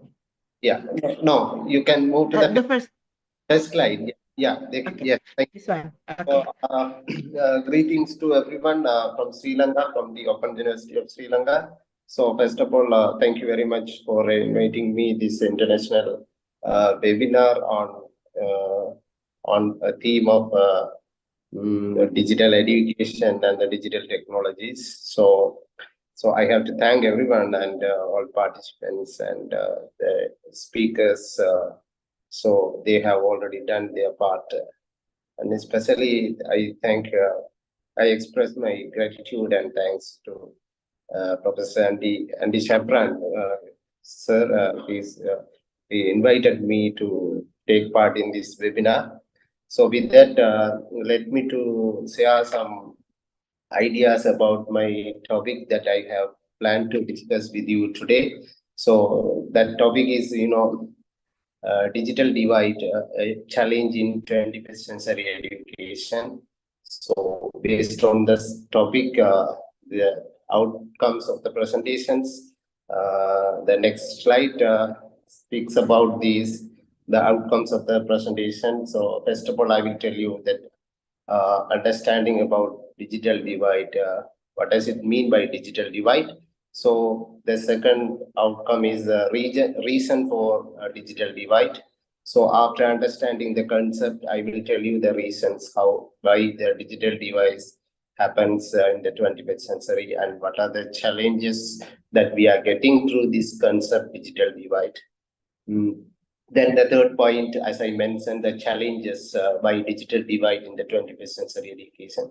Finally, I will wind up my presentation bridging a digital divide with more solution and recommendation to solve the problems. Right, the next slide is, you all know about this industrial revolution and the society 5.0.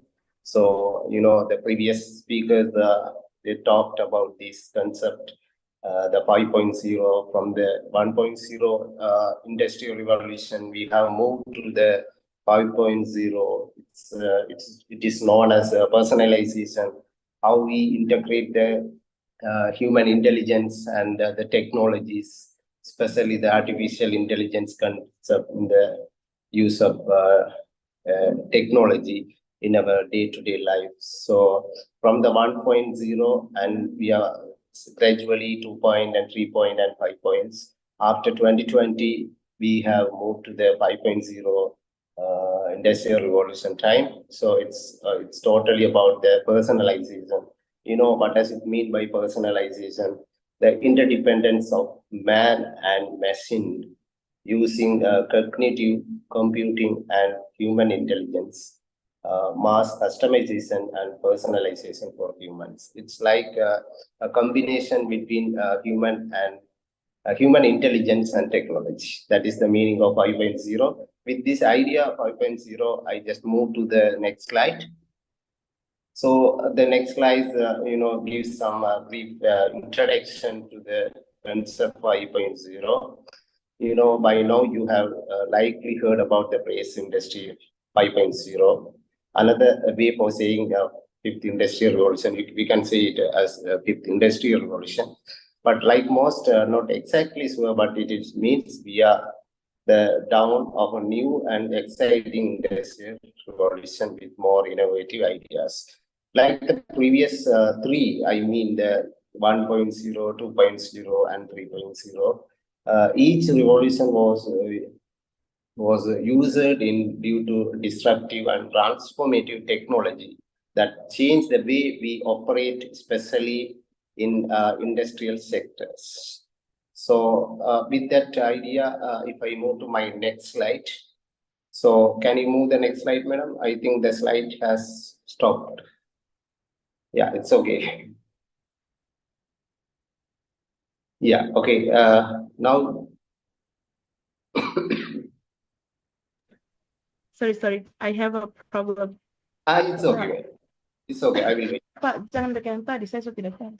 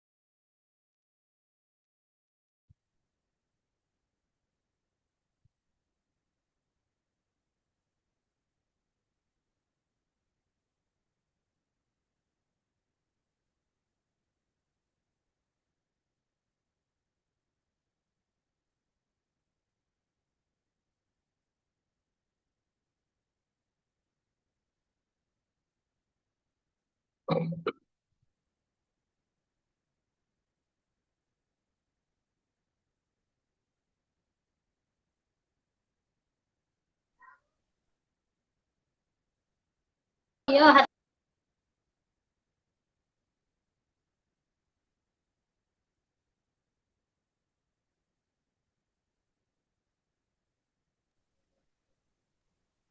I'm really sorry, sir. Okay, no problem, madam. So you can share the. Sorry. I Right. Okay. No, have a problem. no, it's okay. I will wait for that. Okay, for the next slide. Okay. This one. Yeah, it's okay. No problem, madam. Yeah, from the slide 5. So, understanding about digital. So we have the two things in the point of understanding the concept digital divide. What does it mean by digital? And with the concept digital, we have to look at that the digitalization. What does it mean by digitalization? You know, digital means describe. I think slide number 5, madam. You can move to the slide number 5. Next slide. Yeah, this one. Yeah. Okay.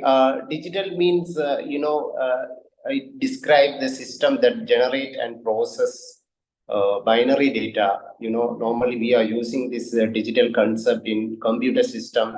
So as number 1 and 0, you know, giving the performance level by binary data. So that is the meaning of a digital. So from the digital concept, you know, we are just moving to the digitalization. What does it mean by digitalization? You know, digitalization is the integration of digital technologies into everyday life. So by the way, you know, digitalization of everything can be digitalized. You know, digitalization helps us in many ways, like, you know, you can see the image that I have displayed. You know, you can see in the slide.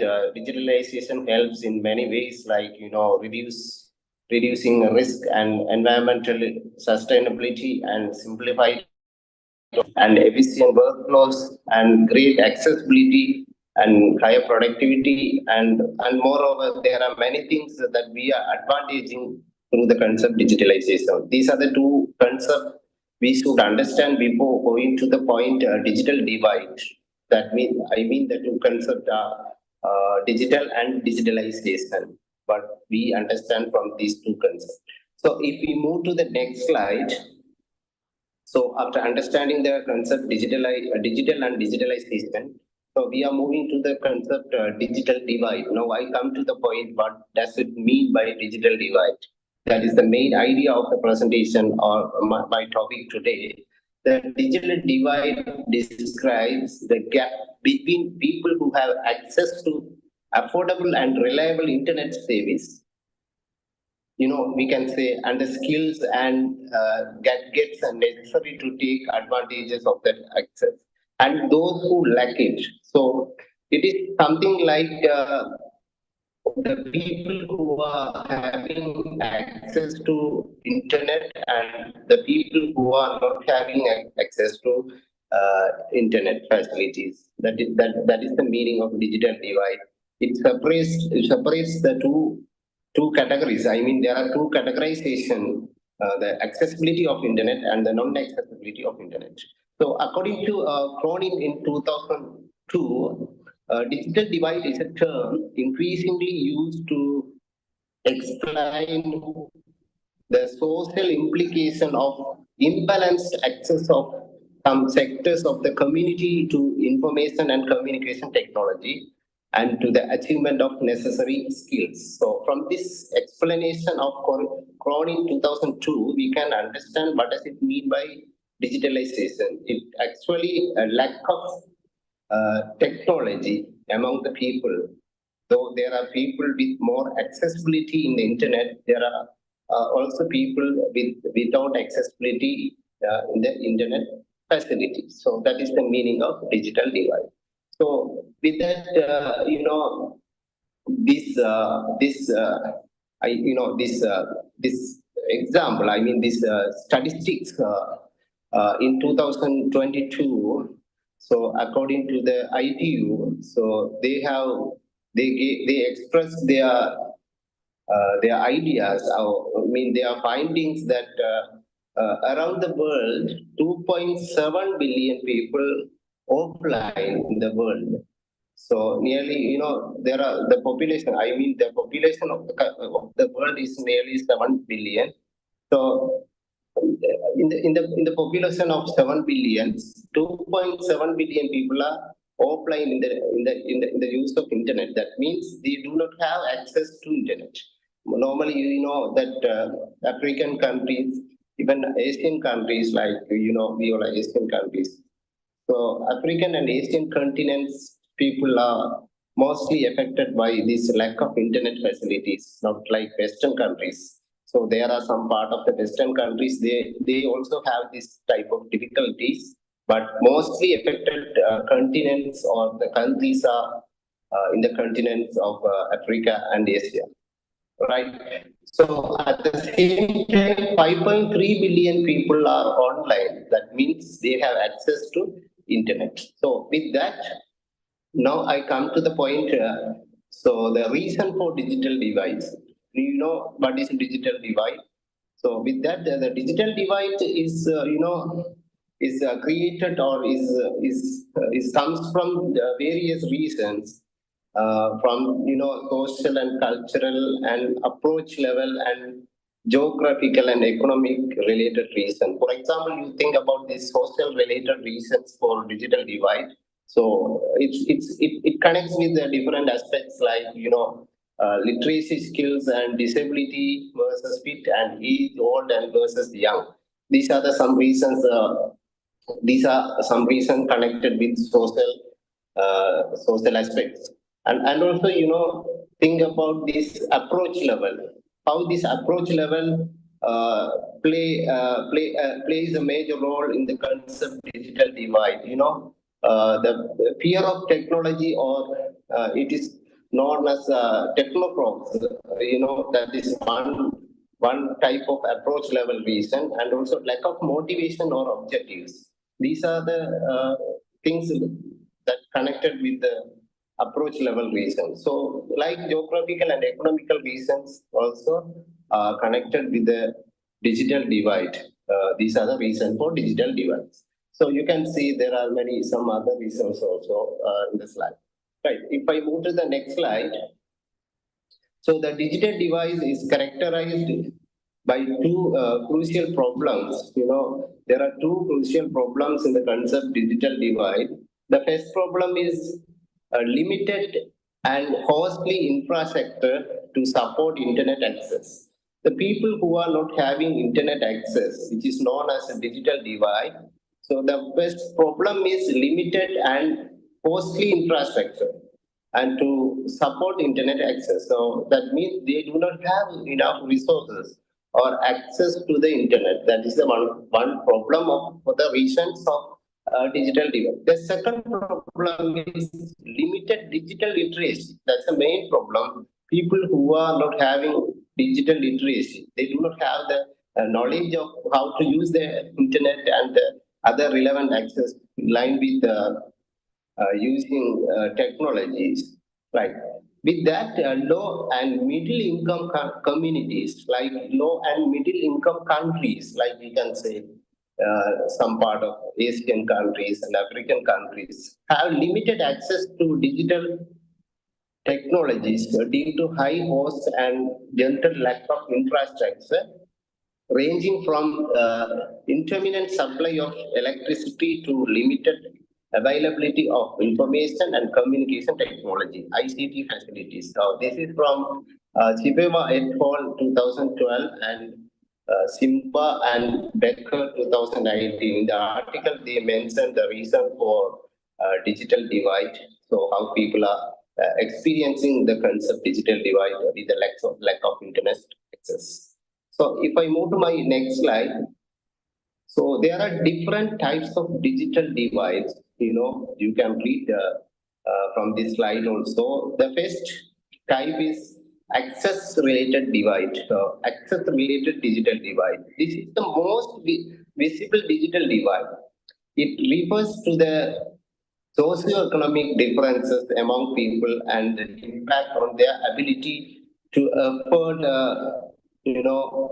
the device necessary to get online. That is something related with access or resources to access the internet facility. That is known as access divide, digital divide. The second digital divide is quality of use gap. This message is a little more complicated. It refers to the different ways that people use the internet and the fact that some people are far more able to get more information they need from it than others. So this is something for what purpose people are using the internet. For example, when we think about Western countries like developed countries, they are using the internet for the development of their countries and for some, some economic development and for some other types of development access. But when we consider that internet facilities, middle income countries and low income countries like Asian and some African countries, our use of internet is totally different from Western countries. So that is the meaning of the quality of use gap, type of digital divide. So the third divide, the third type of digital divide is the use divided. I mean the use divide.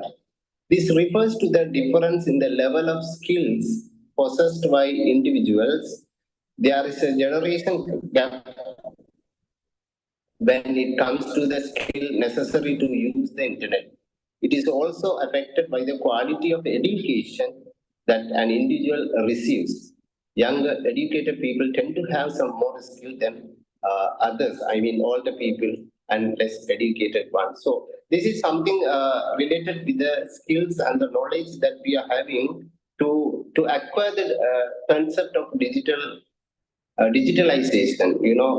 Some countries are giving more prominence to give digital education, like Western countries. But most of the countries, like middle income countries and low income countries, like developing countries, are not giving more priority to give digital education for the students and the learners. That is the one reason for lacking in this internet access and the reason for digital divide. So that is known as the use divide in the use of digitalization. Right now, the three divide, I mean the three types I have mentioned here: the access divide and use divide and the quality of use gap. These are the three digital divide types of three digital divides. Right. If we move to the next slide, so you can move to the next slide, madam. Right, this is very important. The Sustainable Development Goal number 4, quality education. So we are talking about this quality education, the achievement of quality education. So with SDG, different types, 17 goals of SDGs. Goal number 4 is quality education, which is completely connected with the concept education. So quality education is not a simple thing. It connects different aspects like learning environment and content, process and outcomes. So when we consider about this quality education, how we can achieve this concept quality education, definitely digital education or digitalization is one of the crucial factors to achieve this quality education concept in line with the SDG goal number 4. So to achieve the quality education through digital divide, we have to reduce the problems, or we have to recover the reasons of digital divide. So the digital divide definitely will be a stumbling block for this quality education. So as people, as educators, we have to think about to reduce this digital divide with more access to the internet to the people who are living in the world. So, some things we cannot do by ourselves. So the particular country, the government, the digital organization and the different organizations who are very interested in making this digitalization concept all over the world to take initial steps to reduce this digital divide and to give more access to the internet in line with achieving this quality education SDG goal number 4. Right.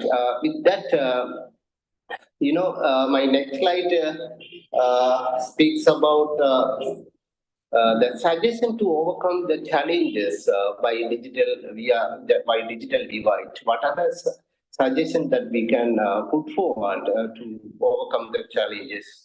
The first, replacing the concept of digital divide with that of digital inclusion. This is very important. Digital inclusion is one of the way of reducing the challenges of digital divide. So people as educators, we have to think about this digital inclusion concept.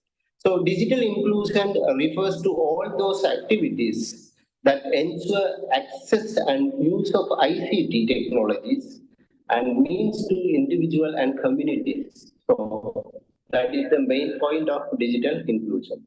So furthermore, particularly the most important activities in digital inclusion relates to, so you can move to the next slide, madam. So it relates to, an affordable and good bandwidth internet service. We have to give a good internet service to the people and devices with the internet access to meet everyone needs. So we have to give access to the different devices and internet. Educational pathways to use internet and other digital technology. Yes, we have to give proper education with how to use the internet access or the new technology like artificial intelligence and machine learning, etc. So the next point is quality technical support. The technical support is another very important point to reduce the digital divide and improve the concept digital inclusion. So finally, application and digital environment that make the user self-sufficient as well as an active participant. So the actively participating in the concept and to acquire the knowledge in the digital inclusion is also another reason to reduce the challenge of digital divide and to improve the digital inclusion. So with that, if I move to my next slide, so I think this is my last slide of the presentation with my takeaway message of this presentation. So definitely it speaks about the takeaway message speaks about the digital divide. So we are now talking about this digital divide. From the digital divide point, we have to move to the digital inclusion.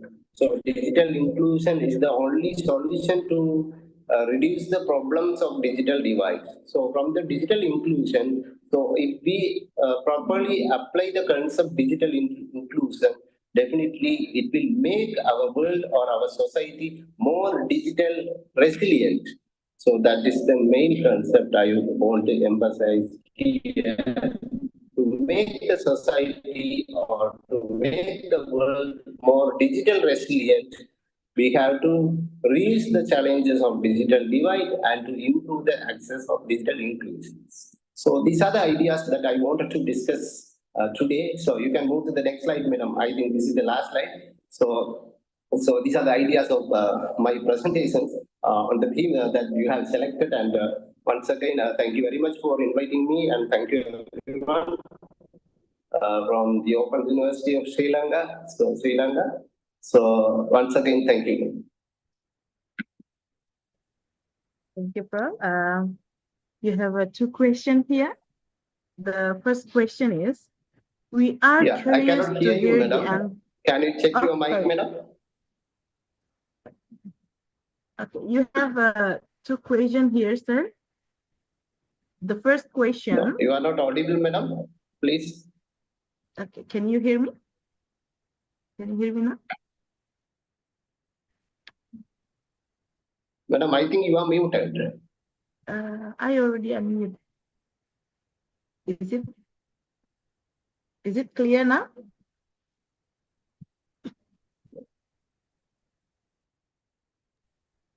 Check.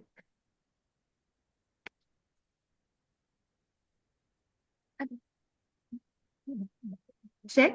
Can you hear me now, sir? Yeah, you are muted, madam. Please. Okay, check. No. No, madam. I cannot hear you.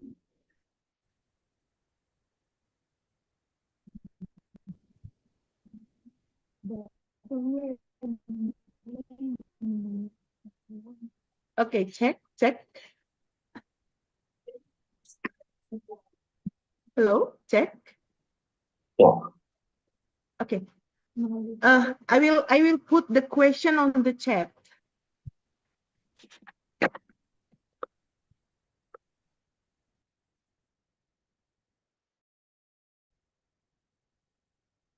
I will put the question on the chat, sir.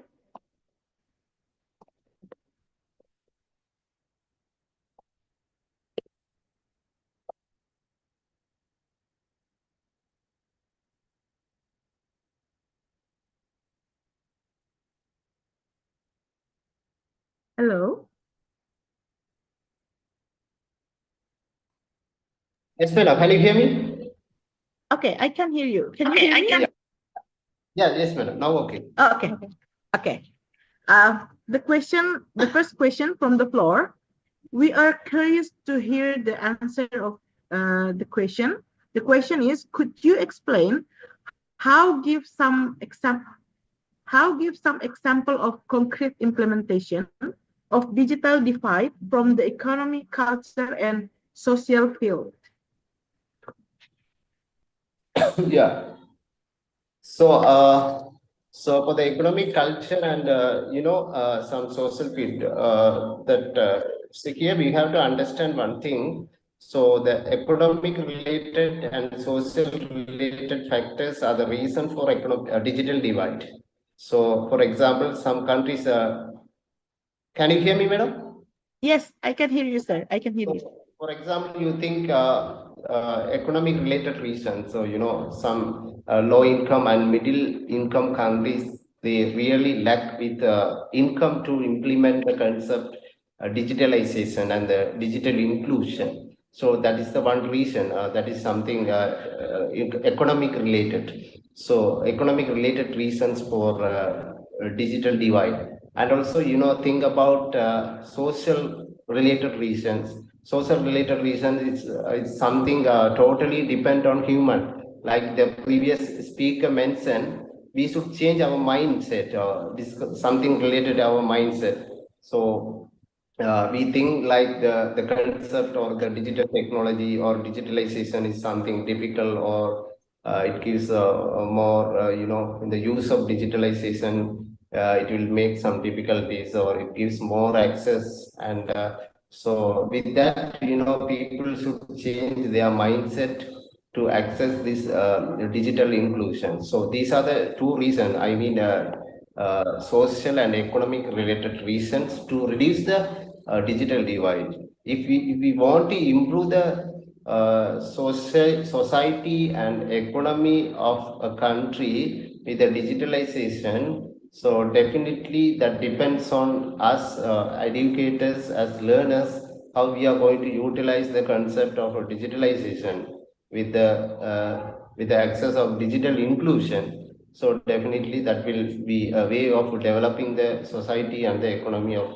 each country. Like, Western countries are developing more and more. Like, for example, I can name like Japan and South Korea, those Asian countries, not Western countries, Asian countries like Japan. Japan is one example in the use of digital technologies, and they are applying the digitalization and the digital technologies everywhere in the field of education and the transport, economy, and everywhere.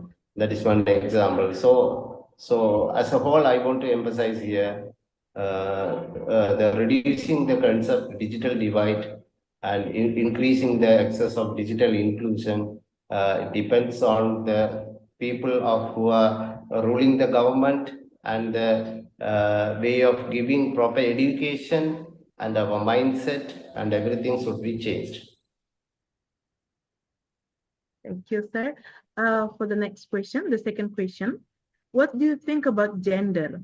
How does gender impact the digital divide? Yeah, when I talk gender, we don't need to think about gender. Gender equality is very important.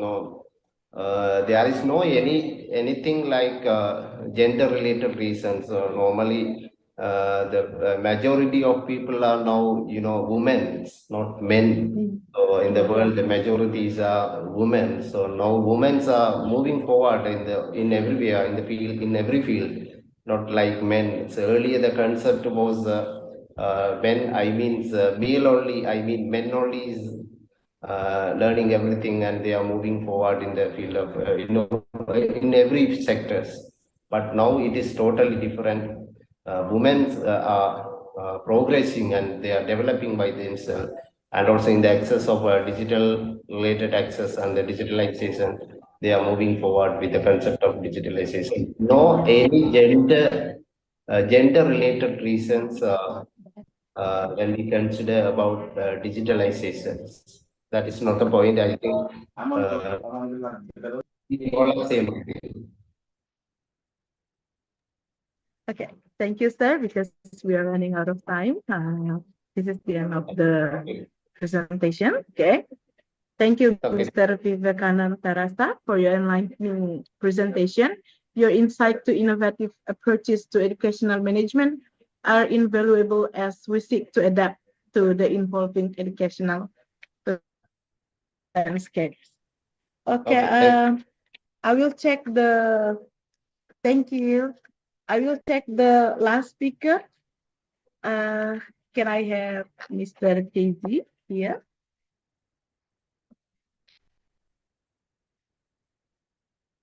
Can I check Prof.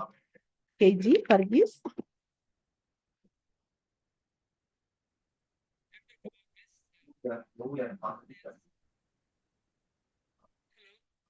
Hello, hello, Dr. Fargis. Okay. I can't hear your voice, sir. Sorry. I can't catch your voice, sir.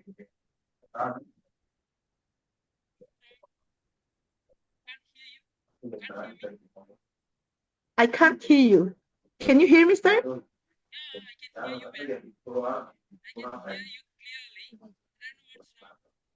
But I can't hear you, sir. I can't catch your voice. Sorry.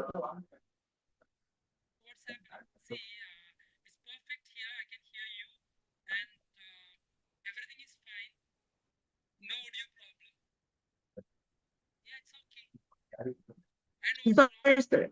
I will ask the other participant if they can hear you. Sorry.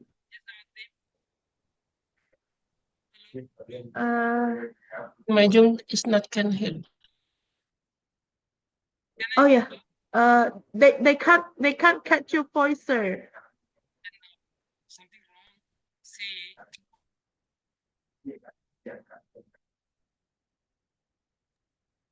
I've unmuted. What's wrong? Should I join once more? Okay, wait, 1 minute. Oh, yeah.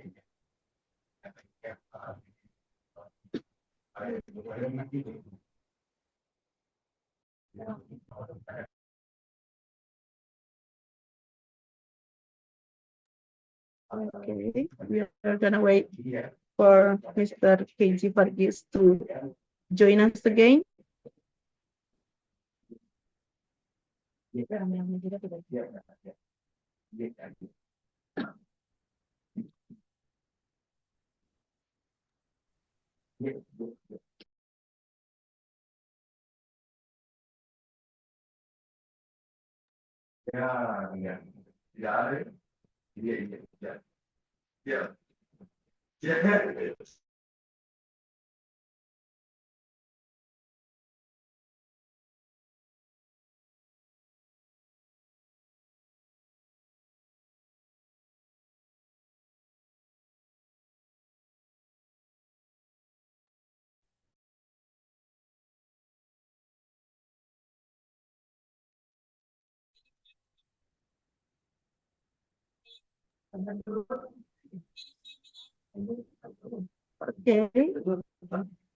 Mr. Fargis,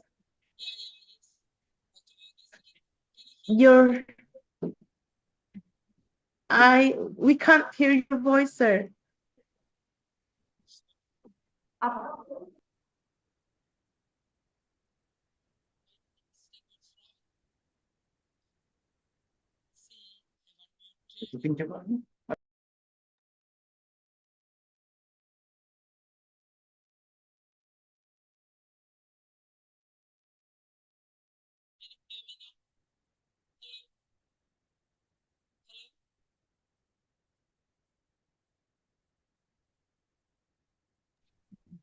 Hello, sir.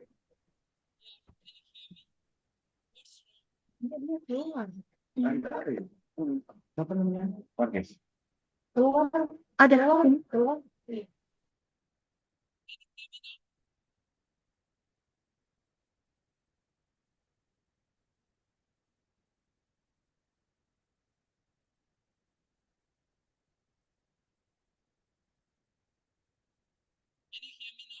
We can cut your voice, sir. That's too. Yeah.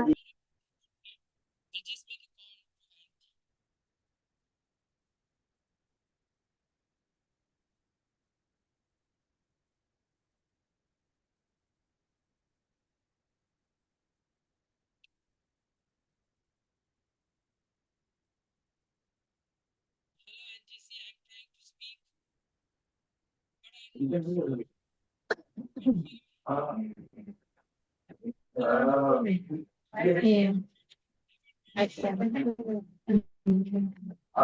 Could you try to set up we need the room for any unstable connection. Yeah. Yeah. Yeah. Yeah. Yeah. Yeah.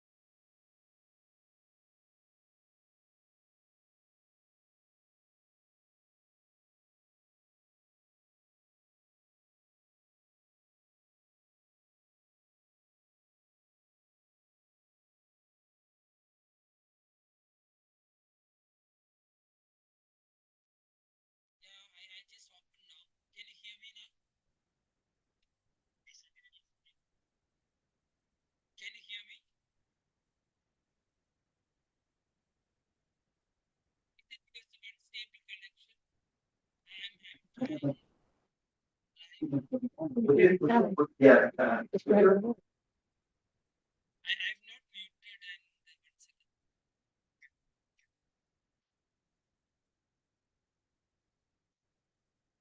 Yes. Hello, hello. Can you hear me?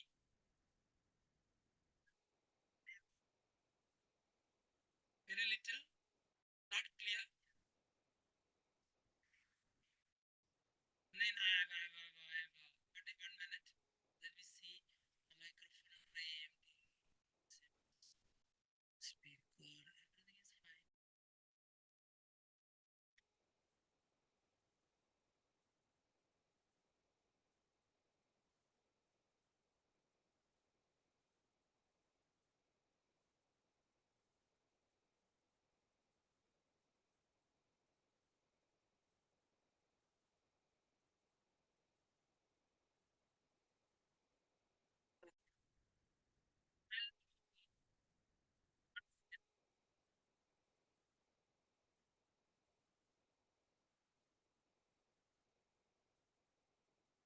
Okay. Anyway, Okay, got it. Oh. can you hear me now?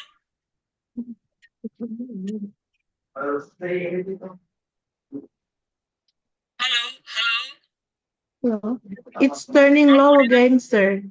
Not good enough? Yeah. Not. Yes. Yeah. Yes. I think if you can hear me, you can start.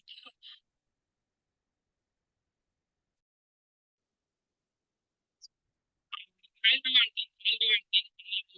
Not from the show the slides from here if possible. Okay? Okay, okay, okay, okay. I'll do that. So but I don't know whether I can keep both open so that okay. Let me see.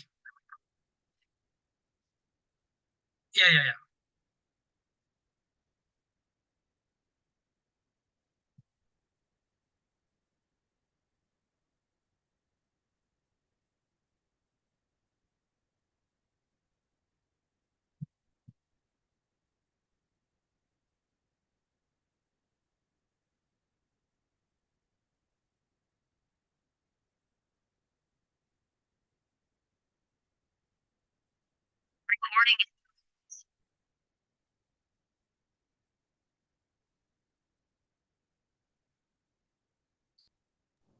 Yes, Prof.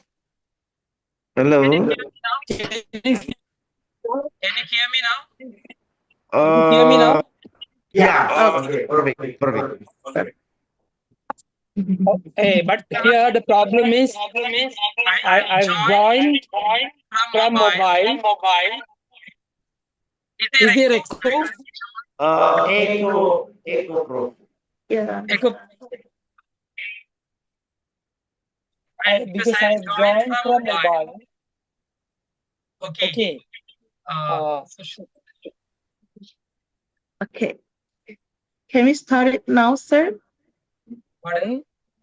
Can we start it now? Are you ready? Yeah. Okay. It is now my pleasure to introduce our last speaker, Associate Prof. Dr. K.G. Pargis from Christ College, India.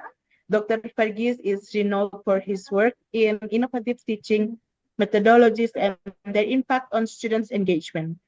You have 15 till 30 minutes to present, sir, and we have 10 minutes for question and answer session. Please join me in welcoming Associate Prof. Dr. Pargis. Please, the floor is yours, sir. Okay. Thank you very much. I've I've joined from two devices. Oh, HP. They Iya, may iya. be echo. Oh, kalau saya telepon mati lagi nih. Kalau saya telepon karena HP-nya dia lagi. Can you hear me properly? Tutupnya. Okay. So if So if it's okay, that I speak. So I must stand. Yang mana? Oh, ini. There is Nah, ini laptop mungkin. Ini nggak ada lagi suara yang keluar.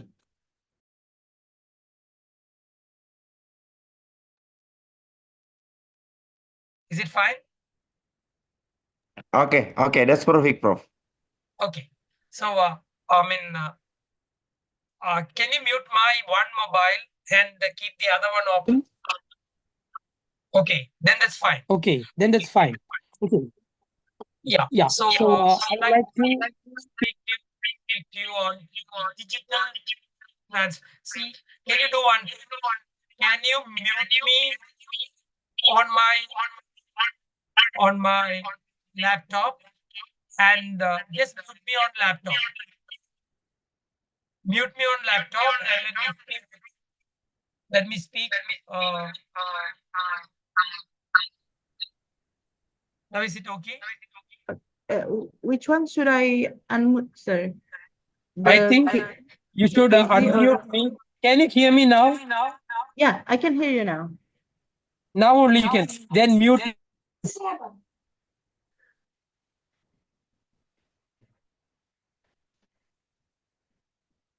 And unmute my mobile. Then it will be okay. Okay, fine. Let's not waste time. I mean, I would like to thank Dr. Anti and of course the rector, vice rector. We had the MOU signed, and I thank for the opportunity for interacting with you. I am Dr. Varghese, Dean and Associate Professor at Christ College, Irinyalakuda. And I'll be talking to you on digital transformation of education and bridging borders. So when we think of education, we know it's a process of facilitating learning or the acquisition of knowledge, skills, values, beliefs, and habits. Digital transformation means transforming an organization's core business to better meet customer needs by leveraging technology and data. In education, that target customer is often students, we all know, though it could be faculty, staff, alumni, and others. So, with the COVID, we all know that digital transformation has taken place in education. This is maybe a graphic representation of digital transformation of education from the slates to the digital pad. Now, when we think of education, we come to know. See, digital transformation of education is recruiting students digitally using social media and text messaging, then allowing students to register via their mobile phones on scalable cloud-based student systems, providing a variety of online learning options. So students have enough courses to choose from at key points in their academic career. And working with faculty and programs to convert courses to flipped and blended models, using technology to monitor student progress and success, and partnering with industry to provide digital badges and certificates.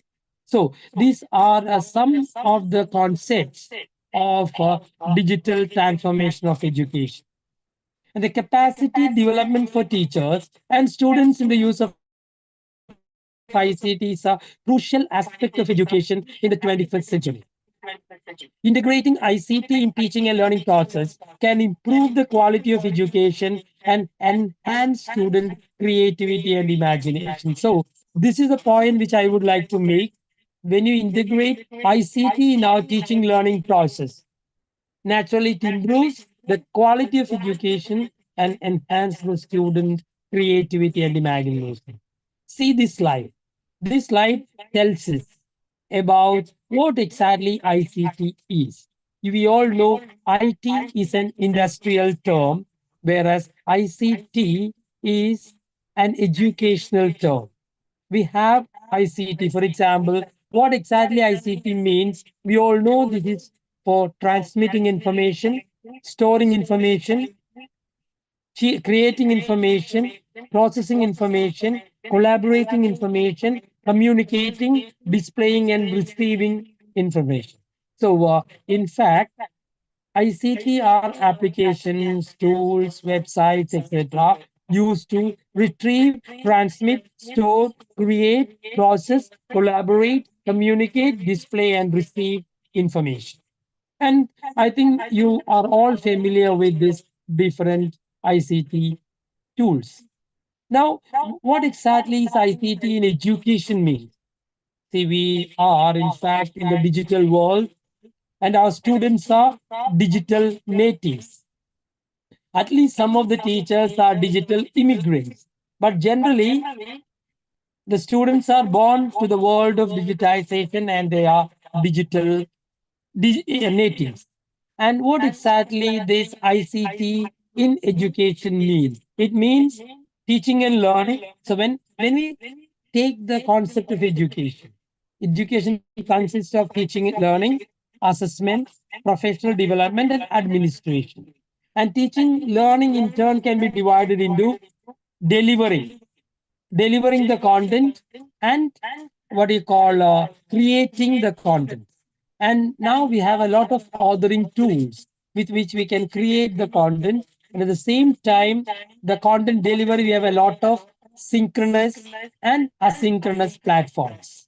So, and of course, for assessment, we are using a lot of ICT applications for professional development. Let me tell you, for professional development, we will see, for example, this webinar is a professional development for teachers and educators. And then there are so many different, what do you call, applications. Then for administration, I think most of our colleges, universities, and schools are automated. So, generally speaking, ICT is very much in education. And now, what exactly this digital transformation of education means and what are the educational implications? And I see most of the participants here from all over the world are teachers. And I would say digital transformation gives tremendous challenges to teachers. But these challenges are in fact opportunities. So we should say, though we call it challenges, they are opportunities too. And what exactly are the challenges? To rethink our basic tenets of education, philosophy of education, and our beliefs about education. It all gets changed when it happens, when digital transformation of education happens. And next one, next challenge or opportunity is to deploy latest technologies in creative and productive ways into our teaching learning process and to restructure education to respond progressively and constructively to the social and technological changes. We all know society has changed a lot. We agree. With the introduction of latest technologies, societies have changed. And such a change has to be brought in because our students are digital natives and they cannot be taught the way we were taught. Okay, and they are, online collaborators, multitaskers. So naturally, a kind of change, transformation in our teaching learning process is necessary. I'll give you one example.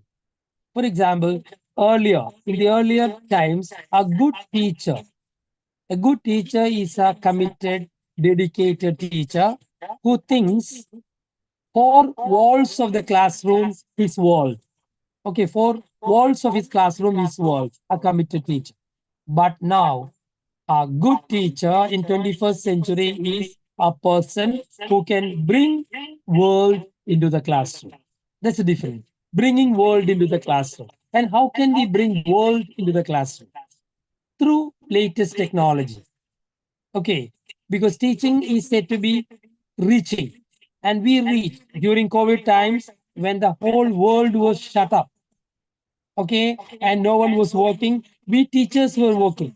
We reached our students through latest technologies, both synchronous and asynchronous ways. So, generally speaking, let me tell you the digital transformation has taken place. The best way to foster future flourishing education in the information era is to create environments and design experiences through which learners can practice the capacities, character, and beliefs they need to be empowered, informed, and engaged citizens of the world today. So, more than a citizen of Indonesia, a citizen of India, a citizen of Malaysia, a citizen of Thailand, our students are to be equipped, are to be trained to be world citizens because we live in a global scenario and the whole world has shrunk into a global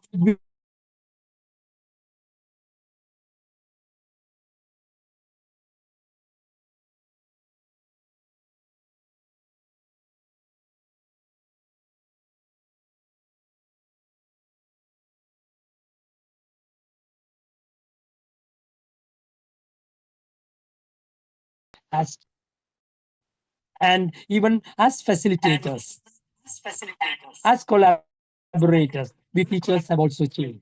And if I were to be asked, who led the digital transformation of education? Say, in any world, in any way, in India, it is not UGC, University Grants Commission. It is not the Ministry of HRD, but it is COVID, which has brought about this change, this big change of education, digital transformation. And let me see the influence of COVID. See, we all know COVID has taken us a lot from us. Yeah. See, we lost our lives. Many lost their lives. Many lost their business. But it had a positive influence on our education, like opening new avenues in the field of education.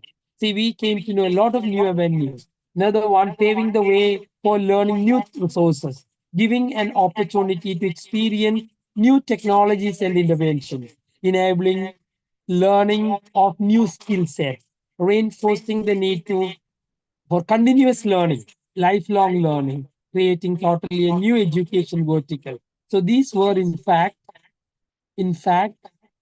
the positive side of this pandemic, COVID. And the impact of ICT or the latest technologies on teaching and learning. See, we have the use of ICT in the classroom, bringing about a big change. From the teacher-centered classrooms, it became the learner-centered classrooms. And the duties of teachers shifted.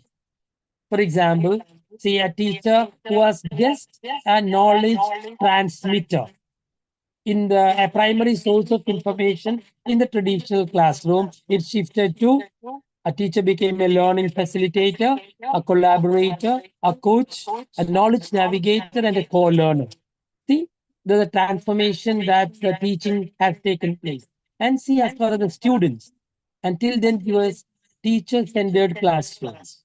So the teacher-centered classrooms changed. You know, say it became the learner or student-centered classrooms. And a lot of responsibilities were given to the students. They had to be self-regulated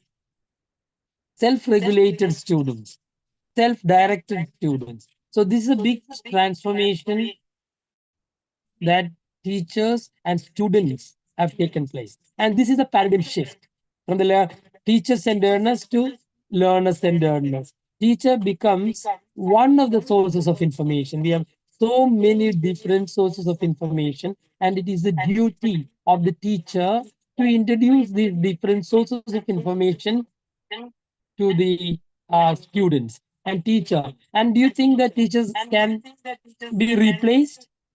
Never, because that emotional touch. But I have a warning for all the educators.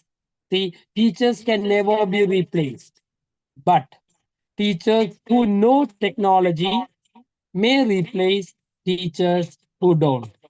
So we need to get equipped with the latest technologies to teach our students. And see, this is the Bloom's taxonomy. See the traditional classroom where we have from remembering to creating, and remembering and understanding, which are supposed to be lower cognitive levels, are often addressed in the classroom, in the traditional classroom. And applying, analyzing, evaluating, creating, etc., are often addressed outside the classroom, which means they are not addressed at all. Okay, so most of our students, at least in India, stop with remembering and understanding.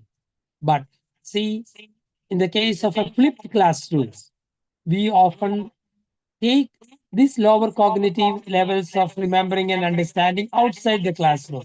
We give them online, both synchronous and asynchronous mode, and the time in the classroom is used for higher cognitive lies like applying, analyzing, evaluating, and creating. So this is something very important. Okay. See, we give the lower cognitive levels outside and the higher cognitive levels. We find time to implement the higher cognitive level inside the classroom. So this is a big change. So as we think of the modern teacher, when he returns home after a webinar, after a conference, he has to have skill sets for 21st century, the TPAC knowledge, which we'll be discussing. Building a new paradigm, a web access, creative app publishing, information management, a thinking pedagogy, and a learning environment. So this is how an educator, a teacher, should leave the classroom. So when we think of this latest technologies, ICTs, or even AI, artificial intelligence, it doesn't matter how many tools we have, but instead we should know how to use them. It will never be. As the previous speakers mentioned, I was listening to some of the speakers. See, it doesn't matter how many resources you have, you should know. And if you don't know how to use them, it will be the situation that we see in the picture. Okay, one ladder was enough for him maybe to look up, but he has so many ladders and still he cannot reach the other side of the wall. So, as the previous speaker mentioned, using technology successfully in the classroom is a mindset, not a skill set. See, skill sets that follow. But first of all, we need to have a mindset for the effective use of technology. So to wind up, the successful implementation of digital transformation in education lies not in hardware or software, but in human way. And what is this human way? Individual teachers' ability to plan, design, implement, and evaluate effective pedagogical uses of new technologies. Something very important. So it has nothing to do with hardware or software because we have it in plenty. But let me tell you, the human way matters. And that is the individual teacher's ability to plan, design, implement, and evaluate effective pedagogical uses of new technologies. So that we can complete this digital transformation of education and students being digital natives, online collaborators, multitaskers, multimedia learners. These are the characteristic features of students. They will benefit immensely from our lectures, our classes. Okay, because it is said that you know that old Chinese proverb. You tell me, I forget. You show me, I remember, and make me do it, and I learn.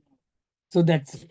So we can very effectively use all these in our teaching learning process through this. See, this is hard work and smart work. I think you know the story of the crow, thirsty crow, which finds a half-filled pot of water, puts stones into it, water level comes up and it drinks. That is hard work. But now we need to do the smart work. We can use technology as a straw and what do you call drink the water.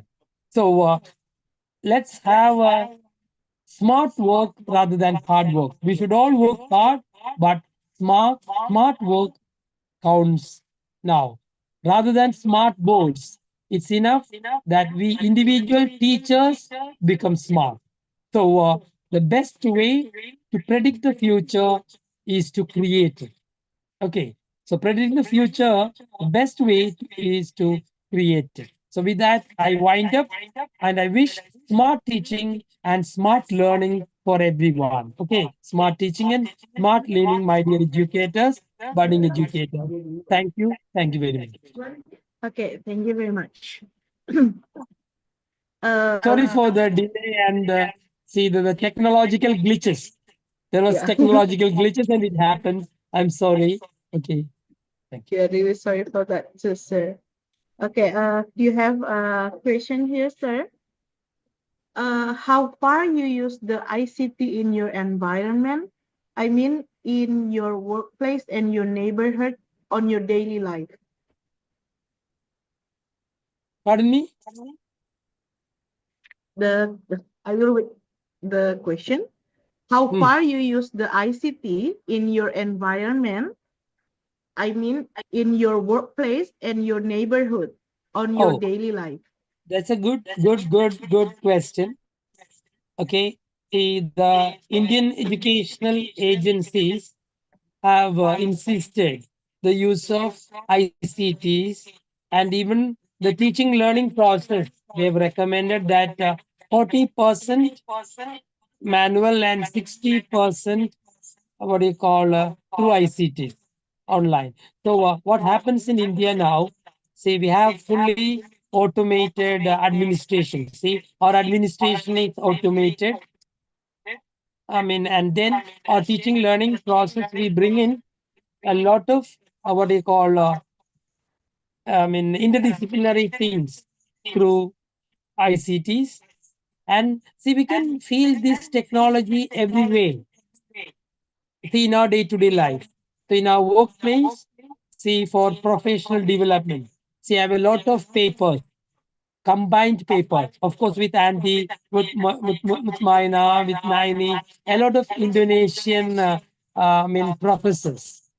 And I see when I publish a paper on my own, and when I have a collaboration with people from different countries, it works better. We have a lot of citations.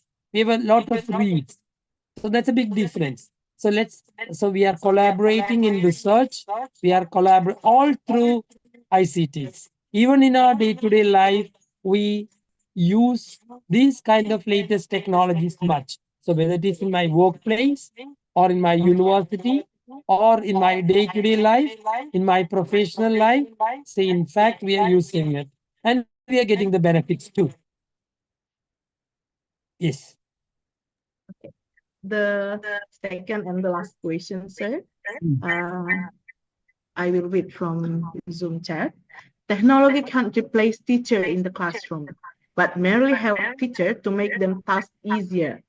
My question is how to manage our students to use their mobile wisely during the lesson in the classroom. Okay, managing students. See, I think I did tell you they are digital natives. And as I said, they are online collaborators, they are multitaskers. I mean, and they are, in a way, the multitaskers. As I said, online collaborators, multimedia learners. And we cannot teach them the way that we were taught. Some of us may be digital immigrants. So you make use of this tech, and let me tell you regarding the attention span. See, the attention multitaskers, they may be doing many things at the same time, but their attention span is very short. So if you use technology in our classroom, okay, maybe in the form of the normalized technology, PowerPoint, videos, naturally you can bring back them to the classroom and attend, because it is said that we learn 3% through smell and the 8% through hearing. But when you can combine hearing, visuals, etc., maximum learning will take place. And the best way to is learning by doing. We all know that. And our students are different. They are auditory learners, they are visual learners, they are kinesthetic learners. So using technology, I think we can manage them better than any other way. Thank you. Thank you, Prof. This is the last of our presentation. Thank you, Associate Prof. Dr. Kargis, for your thought-provoking discussion. Your emphasis on innovative teaching methodologies is essential for educators seeking to adapt to the digital landscape. Thank you very much, sir. Thank you. Thank you. Okay. As we approach the conclusion of our webinar, I would like to extend my heartfelt gratitude to all our speakers for their invaluable contribution and to all participants for your active engagement. The insights shared today have illuminated the critical role of educational innovation in the digital era and have provided us with a wealth of knowledge to take back to our respective institution. And encourage you all to continue the conversation initiated here today and to explore collaborative opportunities that can further enhance educational practices. Please feel free to reach out to our speaker and each other for further discussion. Thank you once again for joining us. We look forward to seeing you at the future event. Tomorrow we have a global workshop. I hope you can rejoin us for tomorrow. We will share the other link for workshop. Thank you very much for today. Have a wonderful day ahead. Can we take a photo session on this station? Okay. Can you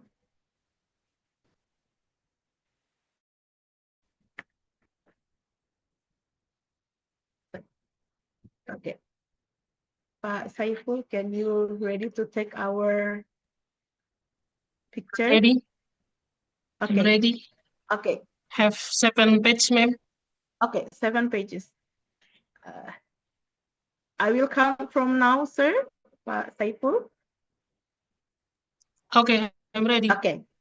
Okay, slide. The first slide. 1, 2, 3. Thank you. The second slide. 1, 2, 3. Thank you. The third slide. 1, 2, 3. Thank you. The fourth slide. 1, 2, 3. The fifth slide. 1, 2, 3. The sixth slide. 1, 2, 3. The last slide. 1, 2, 3. Okay. Okay, ma'am, I'm finished. Okay, is it finished? Okay, thank you very much. Thank you very much for all the speakers and for all the participants. I hope I can meet you for tomorrow at the global workshop.